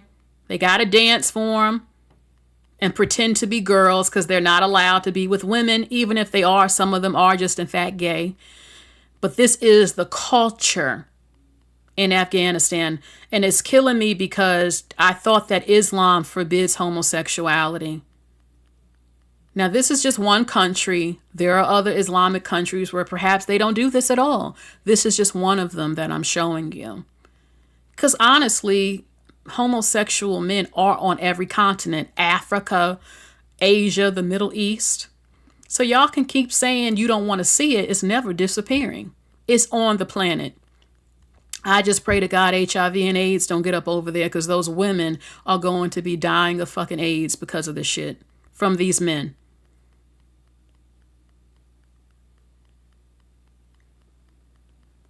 So I wanted to share this with y'all. This is very sensitive. This is very sensitive. Not everybody wants to see it. Some people will get offended. This is Afghanistan. I didn't say it was every other country. Afghanistan and Pakistan. And it's in India. Any place in the world where women are treated not as women, and men have to oppress themselves and women have to oppress themselves. They cannot date each other. They can't be around each other. This is what you're going to get. And before Christians get mad, a lot of Christian men are on Tinder. A lot of your husbands are secretly gay too.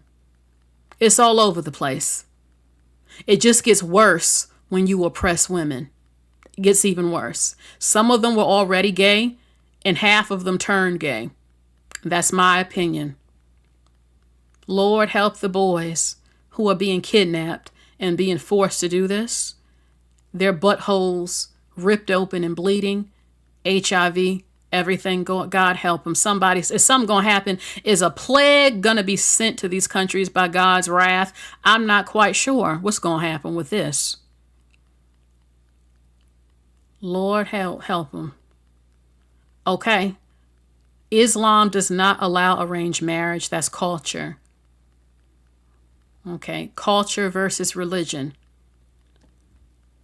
Shit, I want to know what's going to go on. Is a plague going to come down? So, yeah, this is something, basically it's the same thing I said. Okay, so I had to show that to you. But everyone thinks in America, I'm telling you, do what they're doing in other countries and keep women from men and vice versa. In America, you're going to see the exact same thing happen. I guarantee you, because it's not natural. It's not natural. It's already happened with the Catholic Church with those priests. It's happening all over the black community with black men giving black women AIDS, doing that shit behind the woman's back.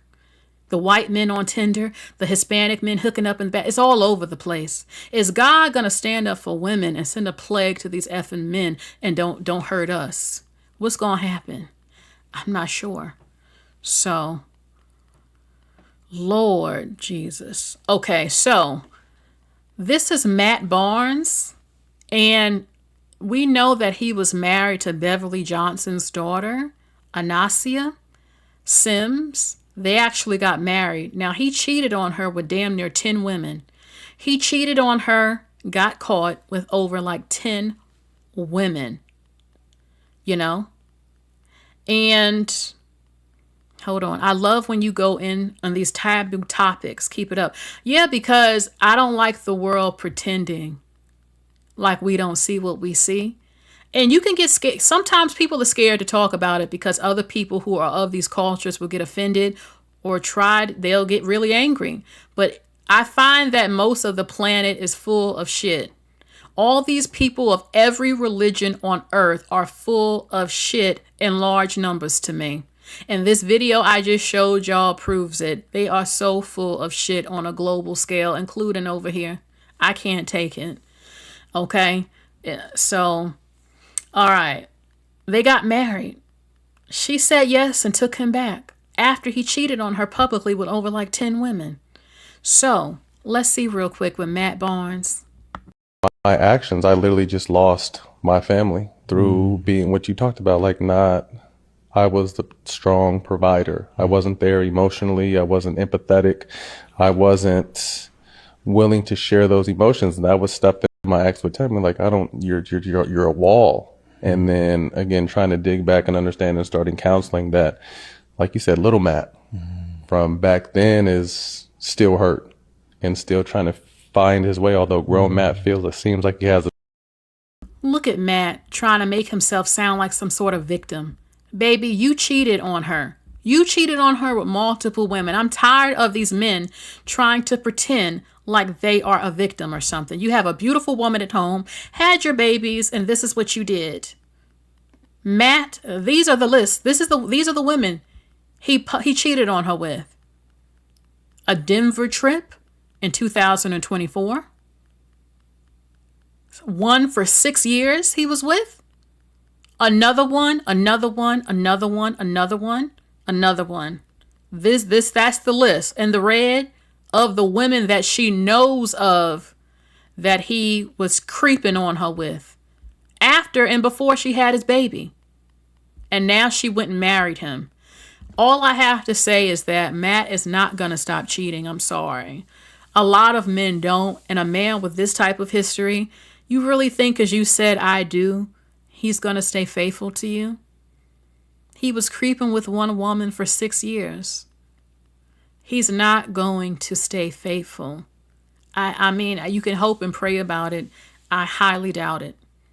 Matt is a dog. I mean, Matt is kind of sexy, but is he any different than the average man? He just happens to have money. They are not different at all. He's able to have access to do it even more because he has resources, and he's not ugly. So I wish her well. You know, she chose to marry Matt despite him cheating on her with all these women. So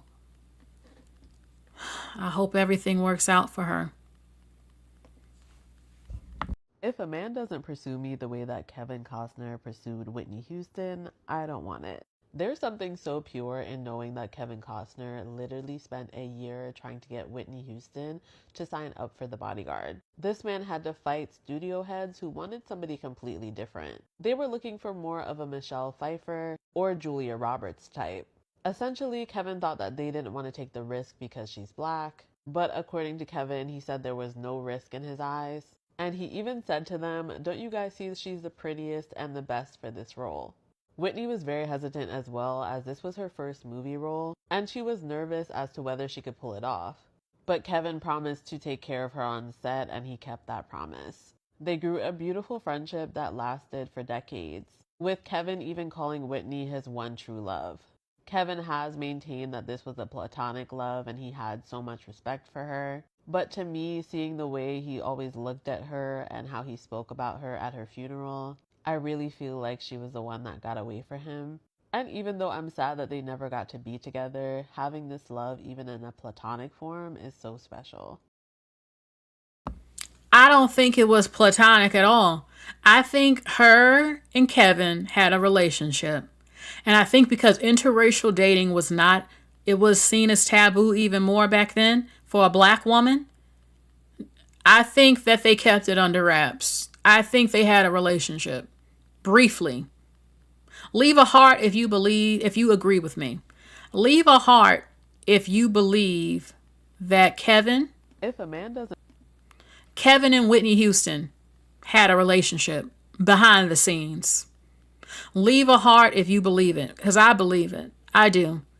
And he really had a crush on her. He had a hardcore crush on Whitney. And I think when they made the movie, those kissing scenes between them was real. He loved every minute of it. And I think that because of the pressure Whitney felt, that she didn't go all the way. But I do think they hooked up behind the scenes. I do. I really do. Hold on. Wasn't she already married to Bobby Brown during that time? I'm not sure. But a lot of people think she would still be living if she would have never gotten with Bobby Brown. Even though Bobby Brown said that she was doing cocaine when he met her, I believe him. And I don't know, though. She had not the greatest relationship with Bobby. He didn't protect her, it seems, the way he should have. Maybe Kevin would have got her in rehab if it was really that bad. I don't know. I think they made a nice looking couple. And it's one of those things where people think, What could have happened? What if? Maybe. So, but I definitely think he was feeling her. Oh, they were both married? Okay, I thought they were single when this movie was made. I love The Bodyguard. The Bodyguard is a classic. I heard they're trying to remake it. You can't remake that movie. It's just one of those things that you just don't touch. It's so good. Okay? So, I know y'all heard about Yandy. Yandy and Mendices, I never supported this relationship at all because why is a highly educated, successful woman dating a guy who has no job? Yes, he has good teeth. He's not bad looking with good teeth. But besides that, what is it about Mendices? The man sounds slow when he speaks. I don't understand this. She had a baby with him. She was doing that fight the power shit and all that other stuff. And he said that they were not legally married. And he dissed her. I never believed this relationship would last, and I never supported it. I felt like, why would you date a thuggish guy who goes to jail, who has no job? What does Mendices do? What is this man's job? Does anybody know? Can y'all please tell me in the chat if you know, what does this man do for a living? Because I have never seen him working, and I've never heard of this man having a job. I could be wrong, and if I'm wrong, I'm sorry. But she's the one with multiple degrees, a very successful career, making all the money. She took care of his kids when he was in jail. She's the breadwinner. I'm like, why do you black women just keep doing this? Will it ever end? Will it ever end? We know how this goes so much. Remy Ma, her, he's doing podcasts now. What was he doing before that? What was this man's job? He does nothing. He was doing nothing. I don't feel sorry for her. I don't feel sorry for a lot of these black women no more, because you claim to have all this sense and education, but yet you still keep dating unemployed, somewhat attractive men sometimes with no job. Become the breadwinner, and then you get angry when you are, because she has said in a statement that she's just being used for things. You think? Who makes all the money? You. Stop dating these broke ass unemployed men. I'm sick to death of seeing it. I'm sick to death of seeing it. Black women will never beat the Pookie and Ray Ray allegations. Especially educated black women. They feel like, well, I have to have a black man, so go ahead, be desperate. And y'all don't even be getting good looking ones half the time, but go on and be desperate. And then it don't work out. He takes you for alimony, takes half your money, spends it on other women. You're left with his child, then you got to raise it. And then they call you used goods because you're a single mama, the men from your community, when you could have just dated a man from another community. And I ain't turning to eating coochie like some of y'all out here doing. So, let me show you something else. A 34-year-old woman is demanding her ex-boyfriend pay compensation, claiming he stole her childbearing years. After nearly a decade together, she says her 38-year-old ex ended things just as she was ready to start a family. She said she put her career and her goals on hold, believing they'd have kids, and now wants him to cover fertility treatments like egg freezing or IVF. The story from the New York Post has gone viral, sparking a debate. Some call it justified. Others say it's absurd to blame an ex. Legal experts say her case wouldn't hold up in court, but it is raising some questions about love, timing, and who really pays the price when relationships end. So what do you think? Does she have a point? The woman pays the price, because men can make a baby, even though science has said that their old sperm causes problems. But women pay the price, especially in a society that keeps telling you, you must be married at 25. You don't have time to waste. You can't waste time. If you care about what society says, then no, you can't waste time. You can't date a man for 2 years. Not in your 20s, even 30s. You just can't do it if you're about getting married. But when I look at this case, I kind of feel like, why would you stay with the man for so long if you knew you wanted to be married?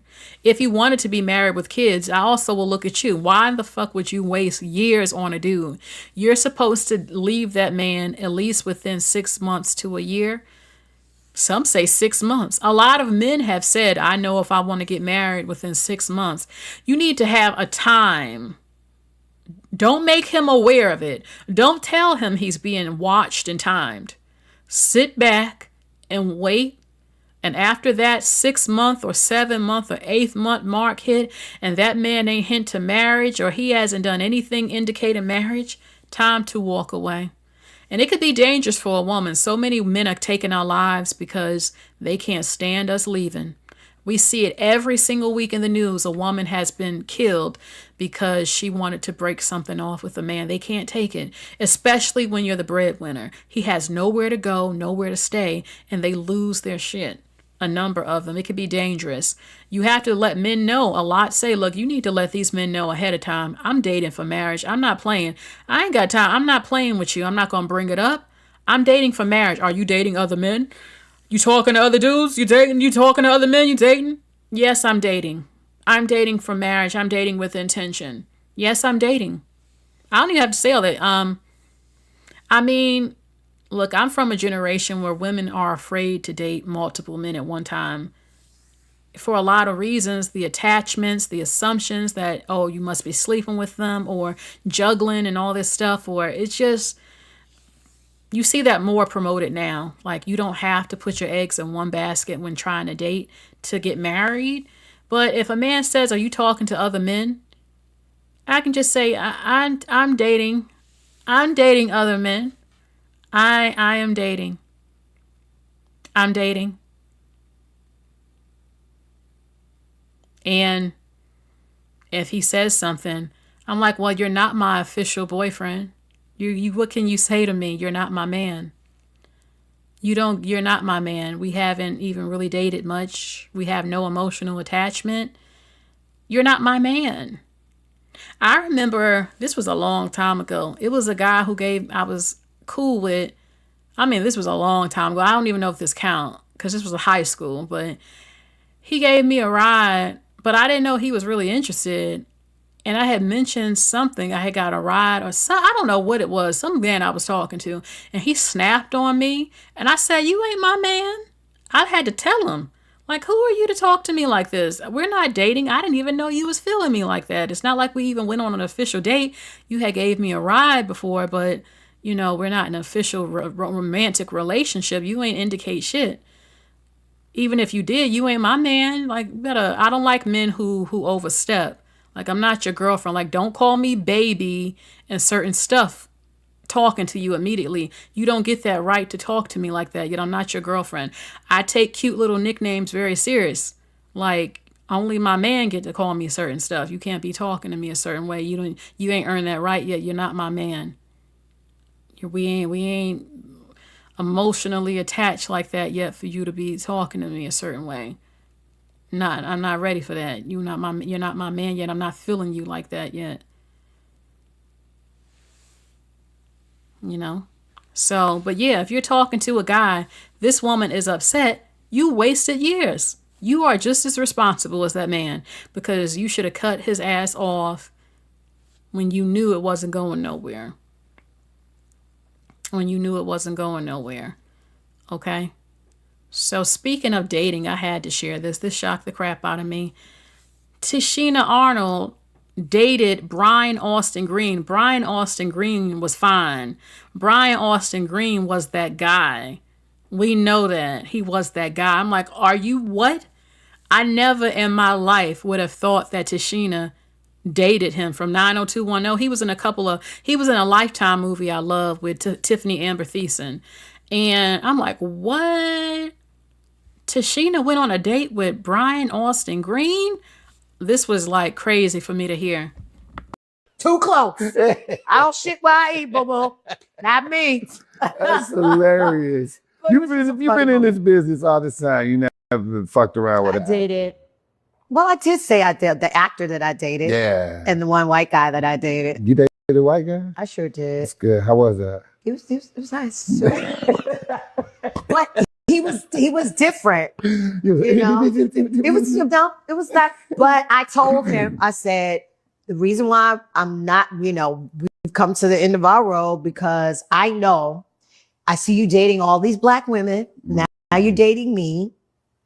And you're not going to end up with a black woman. You're going to share your riches and your legacy with someone white. And so I'm getting off this train. Really? Yeah, and I told you I'm very good with endings. I'm like, yeah, okay, bye. I could, well, she wanted marriage. How do you know who he's going to end up with? Now, I think he did end up having a baby with Megan Fox. I'm not 100% sure. I think they did. I'm not sure, but that's like more recent, these recent years. This was back in the day. I don't like when black women go in automatically assuming that he ain't going to pick you or he isn't going to like you. And what if y'all are just fucking? I mean, I'm sorry to just say that. In some cases, that's just what it is. Y'all both like each other. Y'all want to date, do some things, whatever, go and live your life. But if she was looking for marriage and she was looking for a relationship, she didn't think that he was serious about it. But how do you know that? Oh, he's dating other black women. So what? But it is what it is. That's what she felt. She dated black men. I don't think she ever got married by a black man either. Okay, let's see. And but nice guy. But yeah, really, really nice guy. But it's just I knew it wasn't going anywhere. But it was a great experience because he was a good human being. He was a good human being. And I think in life I had to experience that so I know what the other side is. Not all white men are the same. I don't like when black women date one white guy and it doesn't work out or something stereotypical happens and they're like, oh, I won't date. He's one white man. Do you do that with black men? So one white man has to suffer. All white men have to suffer when you date a white man and it doesn't go well. Because you was never really about interracial dating in the first place. Let's just keep it real. Y'all just be wanting to try it or experiment, but you're not looking at them as just a fucking man or a person. And don't get me wrong, there are different things culturally. And you know, it's just not something that I want. I really love black men. I'm just attracted to black men. Like, see what I'm saying? I didn't even watch this video. You got a lot of black women, they don't really want to interracially date. Y'all just trying something, experimenting, and you going in with all these assumptions, defensive, hostile, not thinking you're good enough, making assumptions about people. And then when it fuck up, y'all like, see, now I'm going back to the black man. Because that's what you really wanted. You really wasn't about it, in my opinion. I've talked to men of all races. Some of them have been complete assholes, both black and not black.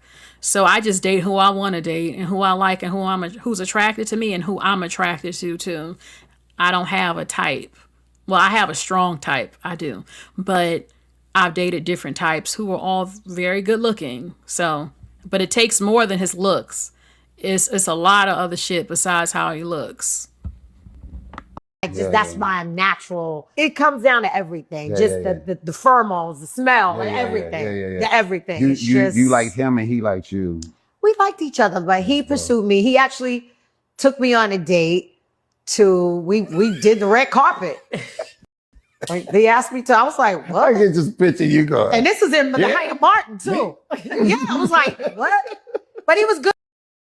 One of y'all saying NSYNC 98 Degrees. Look, Justin Timberlake in his prime with NSYNC, yeah, we would have been talking. I don't give a fuck who he ended up married to. We would have had an experience. Me and Justin Timberlake, that damn man who was married to Jessica Simpson, Nick, girl, please. Whoever he ended up married to, whatever, but I'm going to have my experience with Justin in his prime and Nick. I don't know if I should say that, though, because of what happened with Janet Jackson. I just thought about that. But damn, y'all know what I'm talking about. Justin with his curly blonde hair and his prime with NSYNC, girl. And the guy from the Lost Boys, Michael, girl, please. Looking and stuff. And I mean, I said Brian Austin Green, but he was, he was very well off. Really? Yeah. Nice guy. Oh, wow. Nice Brian, guy. oh, yeah. Brian guy. Get down. Oh, and great, like, rapper. Like, he was good at writing. He had a studio in his house.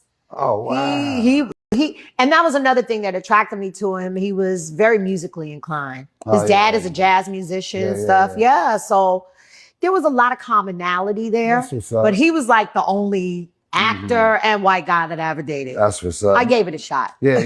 Nah, that's dope. I hear the guilt in her. Look, she's from a generation where, I mean, it wasn't too close. it wasn't always supported. It was a big deal. It's still a big deal to some people. And there are parts of this country where we might talk to each other on the low, but it's not always public. Not everybody. People always talk about the white guy keeping it on the low. No one ever talks about the black girls who keep it on the low because they don't want their family and the neighborhood to know that she's hooking up with the white guy in the neighborhood or in a different part of town or at school.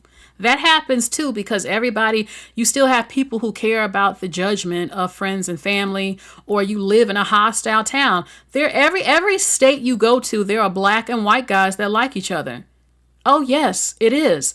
But you have these places where you just don't see it all around, and people will be racist about it and stare and talk or disapprove. You have to be a strong person. You have to not care about what people think when you interracially date as a black woman. You have to live your life for you and your happiness and stop worrying about other people, because anywhere you go, people can say it's 2025, baby. As someone who's dated interracially, I'm telling you, people still fucking stare. They still point. They still look. Oh my God. Like, oh, they automatically think, oh, is he hitting it?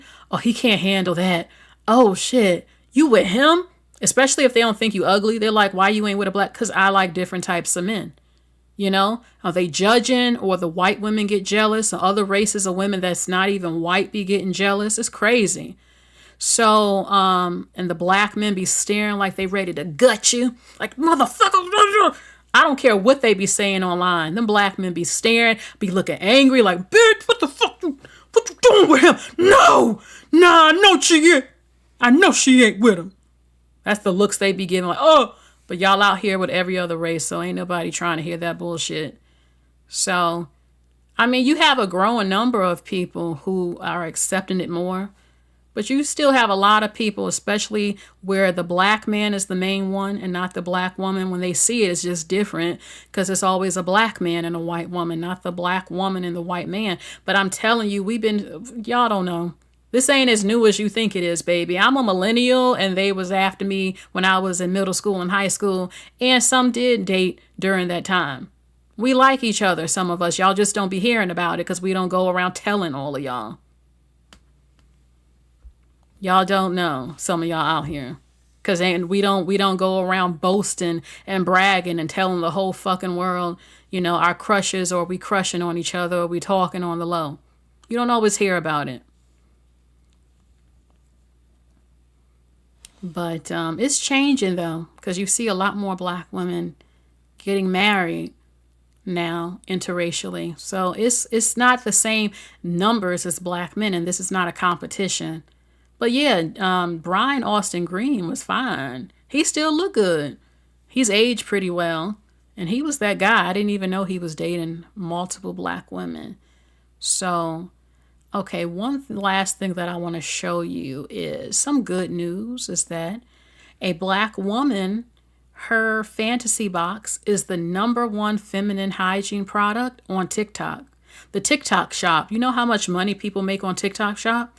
It's so competitive, and she has the #1 feminine hygiene product. That woman is making money. She getting rich. So I absolutely love to see it.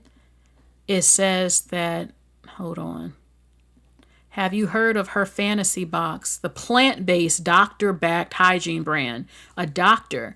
Okay, trusted by millions worldwide. In just 3 years, she's generated over $142 million in sales and was officially named TikTok Shop's top personal care brand of 2025. Founded by a black public health entrepreneur, Kayla Rowe, who experienced a miscarriage at 5 months and realized how little support existed for women's health, she decided to change that and started a personal mission to turn into one of her most talked about hygiene brands on the internet. Okay? From pH balanced feminine wash to plant-based body oil supplements like probiotics and chlorophyll and aluminum-free deodorants, this brand is trusted by millions of women for that reason. So this is a black woman right here. $142 million in sales on TikTok. The #1 entrepreneur. She's doing the damn thing. This is so great to see. This is so inspiring because so many of you are on TikTok. I've seen a lot of Black people have their businesses on TikTok selling things, and look what she was able to do. 142 million. So let her be an inspiration for you. Put your business on TikTok shop, make your commercials and all of that on TikTok, and you can do the damn thing. So look, that is it for today's video with my live. And I know that, well, I took it there when I talked about some things in other cultures. Excuse my language. And no, I don't feel this is the case for everyone in these countries and all of this religion, but we're human beings, and the same thing happens here in America. You just don't see people talking about it when it comes to other countries that's very conservative, very hush-hush, very offended. These are real issues, and I fear for the women who will be affected most, and the children. And I think more people need to talk about this and the hypocrisy around the entire globe when it comes to these issues, which is disgusting. So I don't know. We shall see. So if you would like to support me, y'all know what it is. Thank you so much. Like, share, and subscribe, and I'll talk to you all later. You will all have a good night. Bye, everyone.